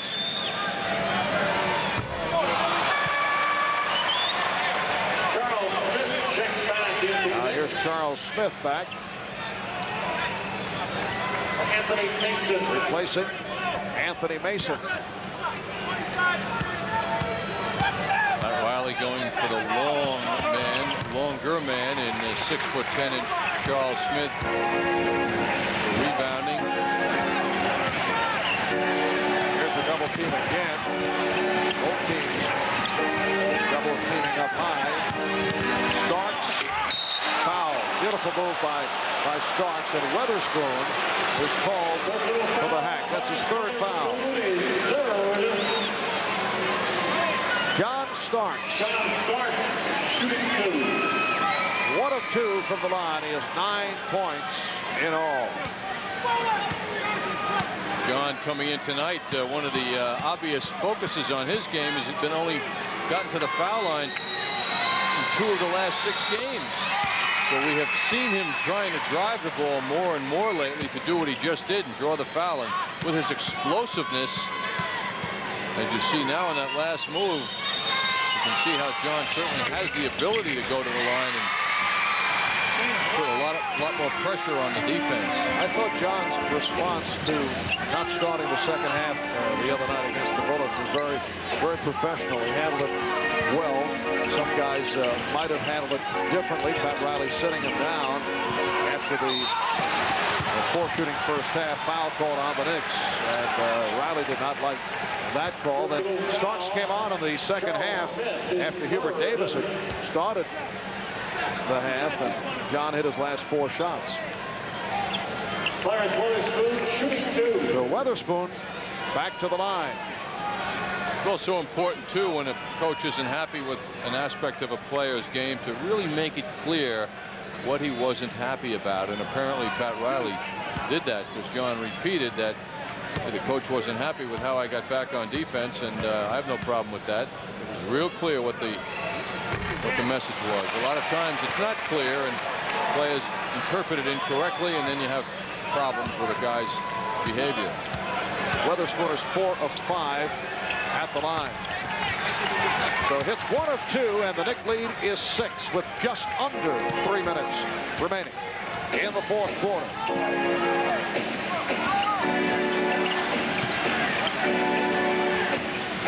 Ewing going at Bradley. Yes. Patrick Ewing extends to an 88-80 lead. Ewing has 23 points. Well, you can imagine how the Knick coaching staff and Patrick's teammates feel on his big-time return. And Dana Barros with a 3-point shot, a tough shot off the dribble. 88-83 Knicks. Down to 2 minutes and 15 seconds to go in the fourth quarter. And Ronnie Nunn getting a reception for this call, which is against Bradley. And he's fouled out. Sean Bradley, 3 of 8, only 6 points, and he's fouled out. Well, this very well-mannered young man's conduct is really being tested on some of the calls he's gotten against him tonight. It shows you how angry he can be and expressing his frustration. Pass goes into Ewing. And that tightly called foul goes against this man. 6 points, only 2 rebounds, 3 blocked shots, the 3 blocks in the first half. And Patrick Ewing is back at the line. He's 7 of 10 at the line.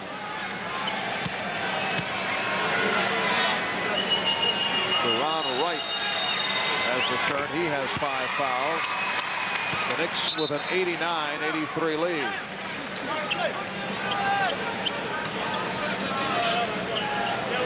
Patrick Ewing has made his statement tonight with his play and his shooting that he's feeling pretty good. Well, the question is, with the knee still bothering him, how he will fare back-to-back with the Celtics at the Garden tomorrow night.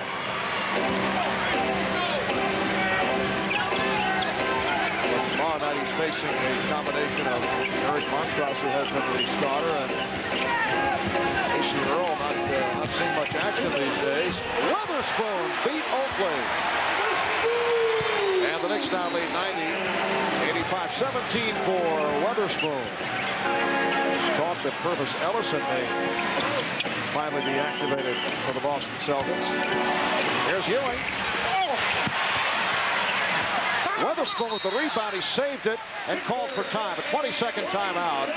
Were respectable. Nice move by Burton. And he draws the foul with 1:27 remaining in this fourth quarter.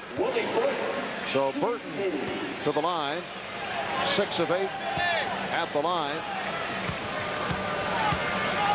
It's a very tough matchup for Starks, and Burton is Mr. Explosive Energy, and Starks is down about 3 to 4 inches in that matchup, and the Sixers are wisely going to Burton. But it's rebounded by Wright as Burton came up short. Going 1 of 2 from the line, but the Sixers get it back. Down by only 4. 1:15 remaining, and again a foul call. Hand checking. Personal foul, Charles Smith is 4th. It's on Smith. That's his 4th, and Barros will go to the line. Inside the foul line, you can use your hands on the defense, on the offensive player rather. Outside, you can't hand check, and Charles just wasn't able to make that quick distinction. Barros, an excellent foul shooter, 86% at the line, and the Sixers are within 3. 21 points for Barros. He's at 3 of 3 from downtown.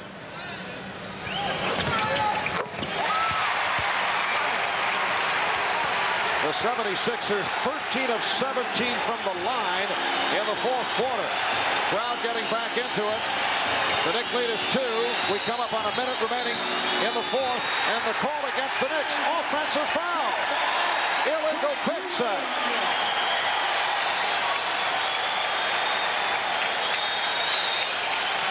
It's called on Ewing. And that is his 5th personal.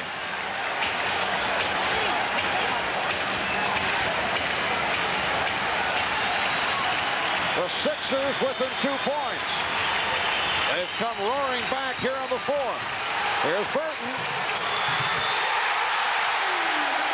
The game is tied at 90. And the Knicks take a timeout with 51 and 5/10 seconds remaining in this fourth quarter. 7 unanswered points by Philadelphia. Patrick Ewing setting a pick lower right of the screen to see Ewing go down and set a pick, left rather, I don't know my left or my right. Now Willie Burton will get caught with Ewing moving into him, setting that pick. And that opened up the opportunity for the Sixers to get the ball in this mismatch situation. Now Burton at 6'7" just shoots over John Starks, and he had the touch. Hey, these are the moments you think of Doug Christie when the Knicks ever get him, maybe in several weeks from now. He's a 6'6" backcourt man.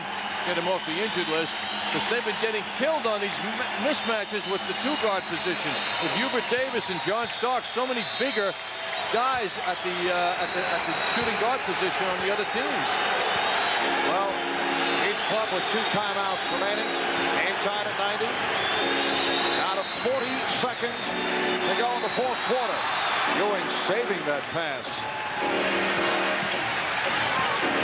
Shot clock at 5. Ewing from deep. On the back tap, here come the Sixers. With 25 seconds to go, Barros holds it up. John Lucas wants a timeout. And the clock stopped with 22 and 4/10 seconds remaining in the fourth quarter. 19 on the 24. Philadelphia taking time. Patrick Ewing sees the clock ticking down, and the Knicks are unable to get that shot up. John Lucas then with the timeout call as the Sixers try and regroup now to make a very big decision with 22 and 4/10 seconds left. They are in control. Patrick Ewing, following the good run, has hit only 1 of his last 6 shots. Philadelphia with 7 consecutive points. They've done it for the most part at the foul line. 13 of 17 at the line here in the fourth quarter. 22 and 4/10 seconds remaining. 19 on the shot clock. The game is tied at 90. Knicks have gone big now with Charles Smith on Burton. Knicks have won 5 of the last 6 games at the Spectrum, and overall 17 of the last 21 against the Sixers. At one stretch, they led by as many as 17. And apparently a problem with the clock. Now it's going. You know, I think they got an extra second or two, John. Clock has been troublesome throughout. Barros. Last touch. Let's see. By the Sixers. It'll be Nick Ball with 7 seconds remaining. Ewing came over big time to help out Derek Harper as Barros drove by him and got inside. Very important defensive presence by Ewing on that play. I wonder if they will adjust the clock. There should be a couple of more seconds remaining. And looks like the official, Ted Bernhardt, is over at the scorer's table. John Lucas now involved in an argument. Let's take a look at the clock. Clock will start when it's touched inside.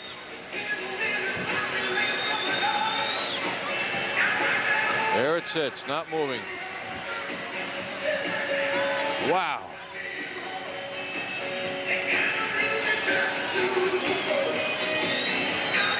The way that looked, it could be as much as 4 seconds. Ronnie Nunn. The clock starts when it's touched after the pass inbounds. Ronnie Nunn and Jack Neese in a discussion with John Lucas. Game clock still showing 7 seconds remaining, 4th quarter. This moments ago, John Lucas wondering about time remaining. They have not made an adjustment as of yet. They've had problems with the clock on several occasions right from the opening minute. I wonder why he's fussing, because these seconds ticking off works to his benefit. What do they think this is in Convention Hall here, Marv? Yeah, he's perhaps looking at it differently, that maybe if the Knicks score, Philadelphia will get it back, or if they miss, they'll get it back. Well, Mike Saunders is there representing the Knicks as the officials discuss this situation with the experts on the sideline who control the clock. And they are experts. Now the officials are huddling up. There has not been a move made for a further adjustment. 7 seconds from the Knicks point of view is certainly enough time to work it in and get a good shot off. 1,000, 2,000, 3,000. 3 to 4 seconds off in terms of time remaining. So probably should be 10 seconds. That's a lot at this moment.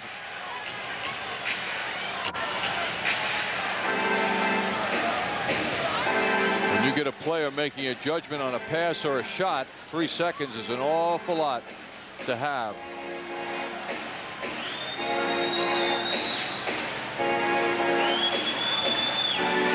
Well, the clock still reads 7 seconds to go. That's amazing that they didn't make an adjustment.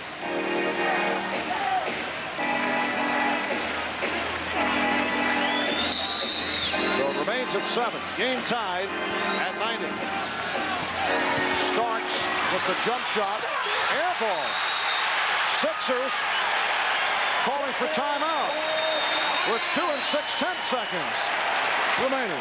Imagine if there was another 3 seconds, John Starks might have had a better decision to make. Patrick Ewing looked a little disappointed as he drove down the middle after that shot went up. And they have now changed it to 3 seconds remaining. And on that air ball shot attempt, now have the opportunity to get a shot off. Oh, the Knicks could have used those 3 seconds that apparently they were cheated out of. Starks 1 for his last 7 from the field. A further adjustment on the clock. 3 3/10 seconds remaining, and Scott Williams will throw it in. Game tied at 90. The Sixers in a come from behind effort, hanging around, coming on in the fourth quarter, down by as many as 17 in the first half. Williams for Burton, looking for the shot, gets it off, and we go to overtime. At the end of regulation, it was 76ers 90. We head to overtime. We're going overtime. The Knicks 90 and the Sixers 90. Burton, fortunately for the Knicks, it did not go in. 3 and 3/10 seconds to go. The ball goes to Burton, who's a tough man, one-on-one, and he rims the basket. Patrick Ewing right there to scoop it up. John Lucas, as that play began, watching it develop. Shot goes up. John very disappointed, as you might expect. Had that look that he didn't like the play that was executed. But he's got to be real happy about his team that was down 17 points to the Knicks in the first quarter of this game. First overtime game for both the Knicks and the Sixers this season. Hopper lost it. With about 2.5 remaining in the fourth quarter, the Knicks led 90 to 83.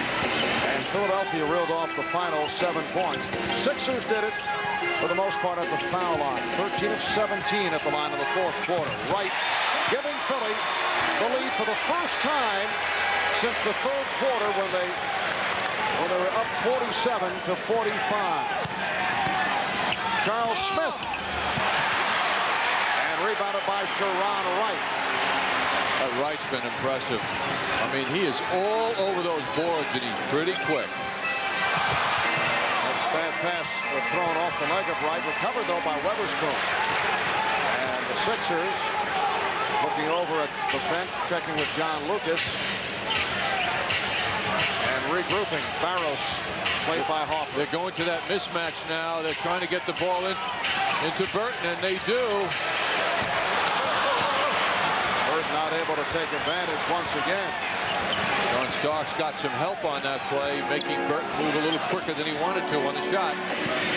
And a 20 gone by in overtime, and the Knicks are now trailing by 2. Played by Wright jumping out in front of Ewing to break it up. It will be Nick Ball with 10 on the shot clock. Sharon Wright hears it from the crowd. 18 points and 10 rebounds for Wright. Now Oakley departs, so the Knicks have Ewing, Smith, and Mason up front. Hopper and Starks in the backcourt. The Knicks are scoreless their last 4 minutes.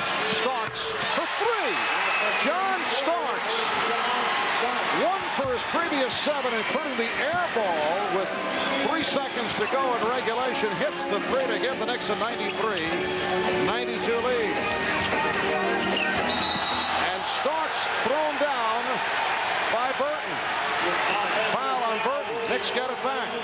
Well, John, with a wide open look at the hoop, came through big time, and then on the defensive end, he offered himself up, battling Burton, who got too physical with him. John Lucas trying to settle down Willie Burton as he calls for a timeout. 3:16 remaining in overtime, and the Knicks back at the Garden tomorrow night to go up against the Boston Celtics. Knicks game night at 7 here on MSG, and game time at 7:30. Knicks and the Celtics back at Madison Square Garden. Nick Ball off that offensive foul a moment ago on Burton, and again a foul on the 76ers, so things have turned here in terms of whistles. On Scott Williams, that is his 5th, and the Knicks are now getting some calls. That's not the case in the fourth quarter.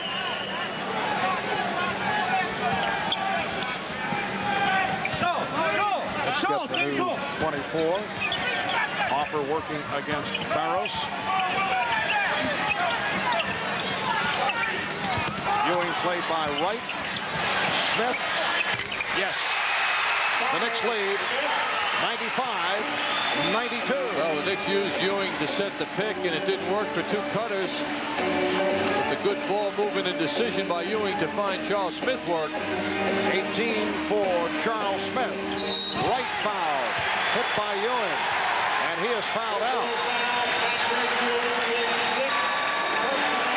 A hacking foul on Patrick Ewing. Charles Oakley will replace Ewing, who with 25 points, 9 rebounds. Patrick looking at the replay now. We'll get another chance at the replay. Patrick Ewing putting that left hand in to try and knock the ball away on Wright turning around. That's an instinctive move by a defensive player.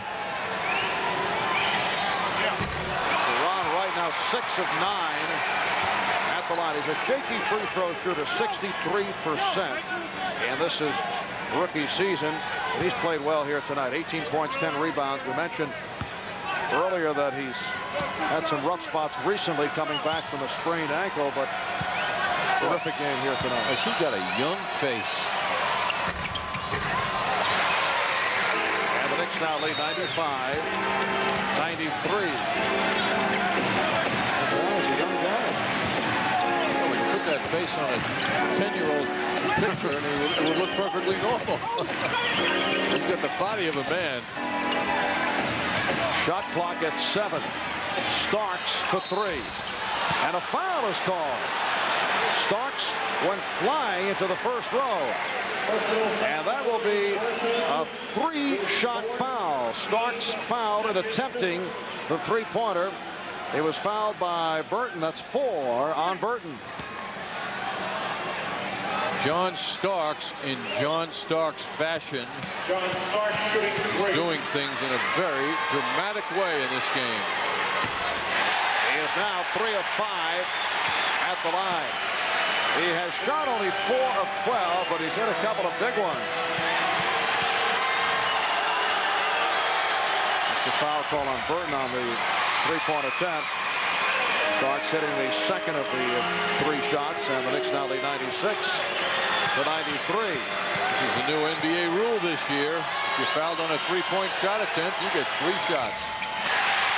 But Starks manages to hit only 1 out of the 3.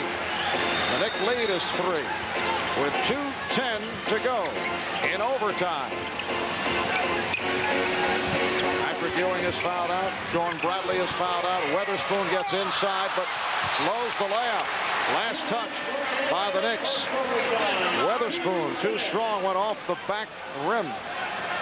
Boy, that's a great matchup, and he got perfect position on Mason. Shows you how strong Weatherspoon is, setting himself up for that shot.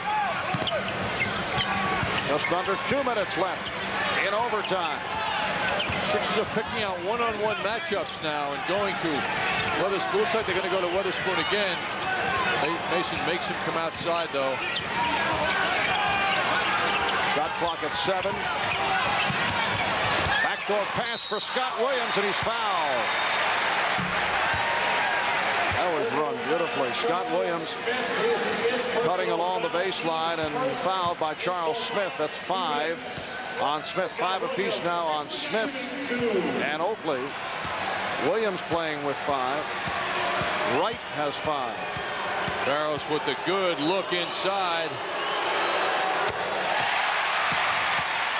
Scott Williams cuts it to a 2-point Knick lead.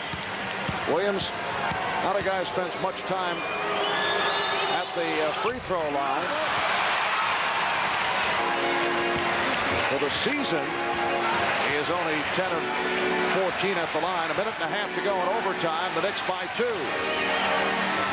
Smith now posting up on Williams. Draws the foul. Yes, and it counts. Oh, Williams is going absolutely crazy. It's also a nice way to break your head. Yes, he attacked the basket support. Good position by Charles Smith, and he rolls inside. Whoa. Well, he didn't really go straight into it. Glancing blow. Scott Williams is fouled out. Charles Smith with an excellent move, and he'll head to the line. Williams' problem, however, was allowing Charles Smith to get that position in the first place. He was down low. 20 points for Charles. He's 8 of 10 at the line. Looks like John Lucas is amusing the people around the bench area with his decision-making here. And he's sending on Tim Perry, who has not played at all this evening. Tim Perry, his 7th year out of Temple. was a starter for a good portion of last year during preseason, but replaced in the starting lineup by Scott Williams. So Charles Smith not able to complete the three-point play. The Knicks lead 98-94. Minute 20 to go in overtime. Knicks missing the opportunity to put 3 more points on the board. He's that one-on-one matchup again with Burton. And he'll go back to the line. He drew the foul. He has been unstoppable posting up. A very difficult matchup for the smaller John Starks. This is the offense of the Sixers picking on victims. Good move by Burton, drawing the foul. He is 8 of 11 at the line, 18 points. The 76ers are now 30 of 39 at the line, and the Knicks are 29 for 39. 2-point Knick lead. We come up on 1 minute to go in overtime. Smith going at Perry. Rebounded by Mason. Oh, Mason again on the offensive boards. Critical rebound collared by Anthony Mason, and the Knicks get a new 24 and try to use the clock with that 2-point lead. Shot clock at 7. Here's Hopper. Try to go glass on the scoop. Oh, look out. Hopper nearly got blocked by Burton. No contact made. 30 seconds remaining. Perry for 3 off the bench. Fires up a 3. That's a hard one to believe. Here's Starks in the open floor held by Barrows. Tim Perry has a good touch from 3-point range, but you don't look for that kind of shot after not playing all game. That is unbelievable. He showed John Lucas, didn't he? That he'll take the big shot.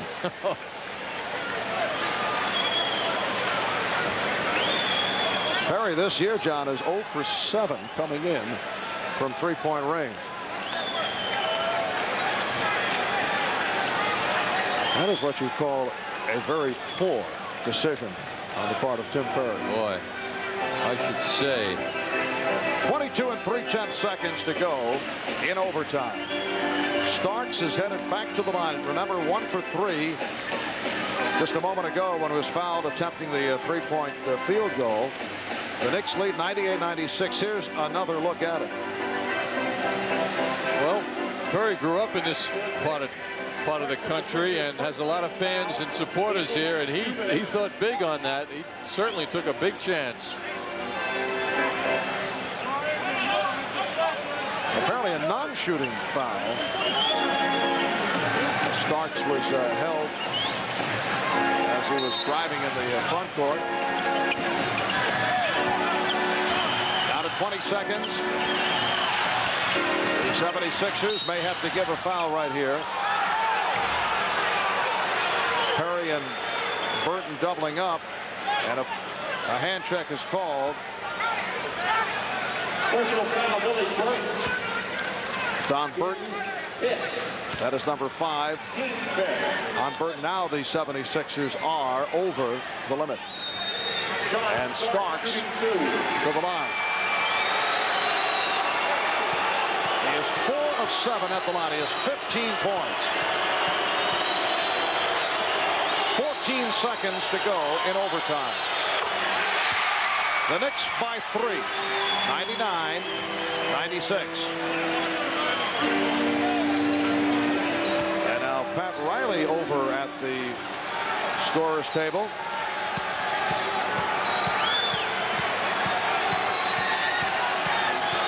Don't know what the discussion is about because the clock seemed to be okay.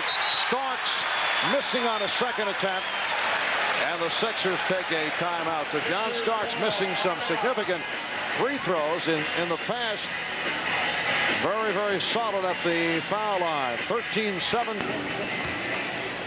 You can see the 3-point field goal shooting history of the Philadelphia 76ers. Dana Barros has made 159 of them. That really doesn't say it all because he had 4 years with Seattle. In fact, 1 year with Seattle, he led the NBA in 3-point percentage in the 1991-92 season with 45% of makes. So that would appear to be the call. He's 3 for 3 from downtown tonight. Although if they can't find any shot and Perry is open from three-point land, normally not a bad three-point shooter. Not the case, though, this year. Here's Weatherspoon for 3 for the tie. Rebounded by Oakley. And Harper is fouled with 6 and 2/10 seconds to go. Now, Weatherspoon only 1 for 7 on the season from downtown. That's a ridiculous judgment that was made. I mean, they also didn't look like they were trying to get the ball to Barrows. He just ran away from the inbounds pass to Weatherspoon. I mean, to Weatherspoon, rather. There's not even an attempt to look for Barrows.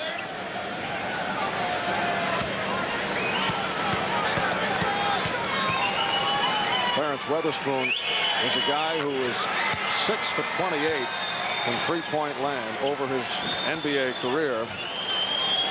And Derek Harper giving the Knicks a 4-point lead. The crowd filing out here at the Spectrum. Harper hits on both. 76ers take their final timeout with 6 and 2/10 seconds to go in overtime. The Knicks with a 5-point advantage. 101-96. Very compassionate response from John Lucas. John Lucas is happy with his team's effort tonight. He doesn't go home unhappy about what the Sixers did here, even though they lost. They've made big strides forward. While the Knicks go to a record of 9 and 5, the 76ers drop to 6 and 9. Overtime win for the Knicks. We'll be back to recap in a moment. Season between the Knicks and the 76ers. It was not easy for the Knicks, but they're able to pull out the win in overtime, 101-96. The Knicks led by 3, 99-96. With time running out on the Sixers, and Weatherspoon, with the Sixers down by 3, attempted that three-point shot. Surprising in that you would figure they'd look to set up Dana Barros in that situation. John Lucas looking on and saw that the shot was off the mark. Does he have a late appointment or something? Checking his watch, John? Well, he might have outsmarted himself, thinking that the Knicks, knowing Barrows would be the logical guy, they went away from him, but the decision didn't seem to support what happened, that's for sure. So the Knicks win in overtime. We'll be back in a moment here at the Spectrum. Right now, let's check in with Bob Page at the MSG Sports Desk.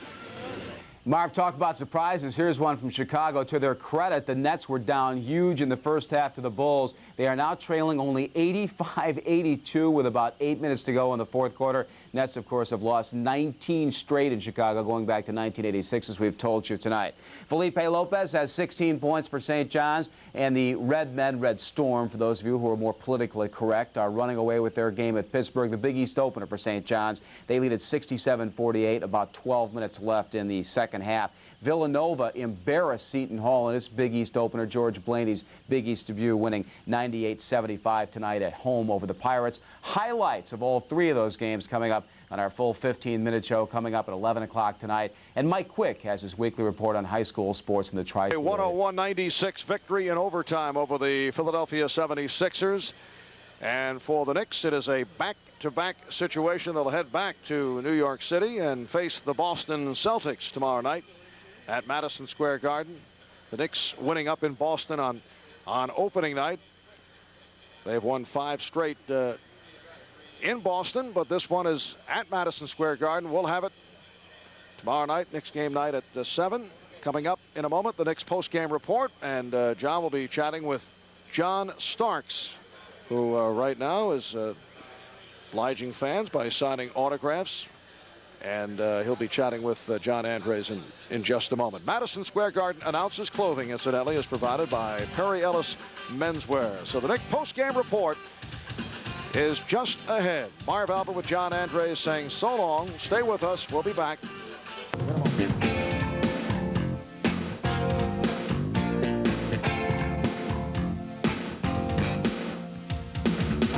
The New York Knicks post. Welcome back to the Spectrum in Philadelphia, where the Knicks in overtime have defeated the 76ers 101-96. And the Knicks go to a record of 9-5. The 76ers drop to 6-9. John Starks had his ups and downs once again, but hit a crucial three-pointer. This gave the Knicks a 93-92 lead. And John Starks is alongside John Andres. Let's go to John. Thank you, Marv. Well, John Starks, that was a very challenging game for not only for the team but for you personally.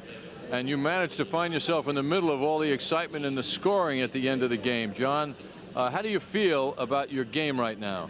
Well, you know, I'm still not as comfortable as I would like to be out there on the court.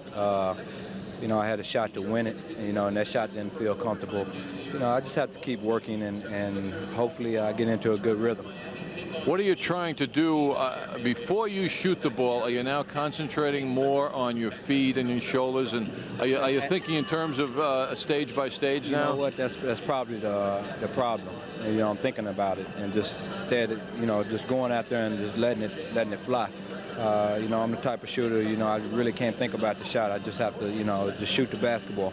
Many times coaches will say in all sports, don't think. You know, when you start thinking, you get in trouble. But it's hard when you're not doing well. You have to get back to fundamentals and break it down and somehow find the middle ground, right? That's true. And I'm doing that, you know, after practice and before the game, just trying to get my rhythm down. What did you feel about the matchup you had with Willie Burton? What were you trying to do with him? Because they were going to him constantly. You know, he's a big guard, and he's 6'7". He's very strong, and he can shoot over me. So, you know, that's a matchup that they're supposed to go to. You know, he did a great job. You know, I'm just glad to see him back, you know, playing very well. Now, it looked like he threw you down like a rag doll, John. Was there a little acting there? No, that was a foul. I don't know how sincere John is, but he's got to go with the flow, particularly the way the game turned out. Now, your big man, Patrick Ewing, seemed to return to form again tonight, didn't he? Patrick played an excellent game before he fouled out. You know, he's been getting in foul trouble lately, so, you know, it's kind of hindering his play a little bit. The play of the Knicks front line was very strong tonight. Charles Smith with another big game, and Charles Oakley his usual strong game. Yet you let the 76ers back into it after having a 17-point lead. Where do you think the team let up in order for them to get back in, John? Defensively. You know, when you let up on that end of the court and you're giving your opponent a chance to score, and we wasn't making the stops when we needed to make stops, and they got back into the game, but we did a great job of stopping them when we have to. There seems to be something building here in Philadelphia. This is not a pushover team. That's true, and we knew that we had to come in here and play our best game in order to beat them. You know, this is not the Philadelphia of the old. This is a new, improved Philadelphia team, so, you know, we have to come in here in order to get a win against them. John, are there any lingering thoughts back to Friday night's game down in Orlando from the team standpoint? You responded very well Saturday in New York with that impressive win. Tonight you pull an overtime game out. But is the team, do you think, still shaken a little bit by that loss? I don't think we are shaken by it. I think we remember it, and I think it's going to help us and understand that, you know, we have to come out against teams like that and put forth the effort. Orlando came out and played a much high-intensity game than we did, and we wasn't ready for it. Well, John, tonight you certainly had your intensity. You and your teammates did, as you did Saturday night in New York. And I know Knicks fans were very happy to see John Starks hit the three and get back into his fine shooting form at the end of the game when it was really needed. John, thanks for coming out, and we'll look forward to seeing you in New York tomorrow. There you go. Thank you. Okay, a little help from John Starks. Now let's go back to Marv Albert. Thank you, John. And our guests received the American Express gift check. Think of it as a universal certificate that can be used to buy anything just about anywhere. All our guests also received gifts by Karl Kani, inspired by the streets of Brooklyn. Karl Kani footwear available at Dr. J's. And tonight's guest, John Starks, will receive dinner for two at Martini's Restaurant, located at 53rd and 7th Avenue. Another fine Reese restaurant. The Knicks, in their first overtime game of the season, defeat the Philadelphia 76ers here at the Spectrum. We'll be back with more in a moment.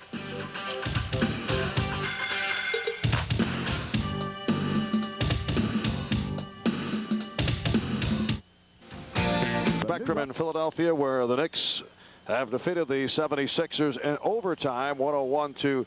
96. A check of the leading scorers summary brought to you by your Tri-State Jeep and Eagle dealers. There's only one Jeep, and it's only at your Tri-State Jeep and Eagle dealers. Patrick Ewing, who fouled out, finished with 25 points in all. Charles Smith with a solid performance. He had 20. John Starks with 16 points. Charles Oakley had 12 points, did the job off the boards, and Greg Anthony again shot well. He finished with 10 points.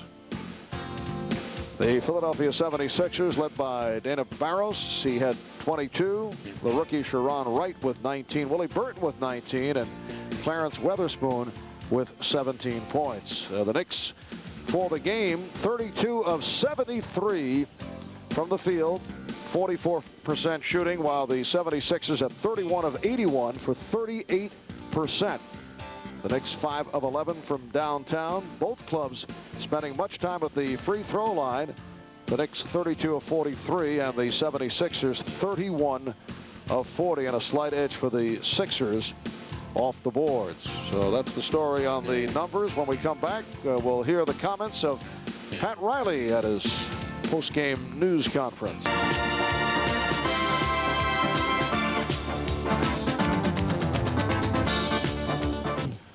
Time now for the ice draft dunk of the game. Derek Harper on the move, pushing that ball up court. There's Patrick Ewing at the other end, getting the ball in perfect position for the ice draft dunk of the game.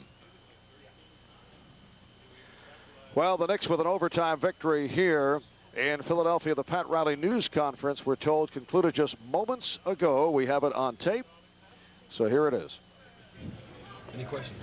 It was just a, sort of a grinded out gut, game going down the stretch. It seemed like we had control and couldn't buy a basket for, 3-4 minutes.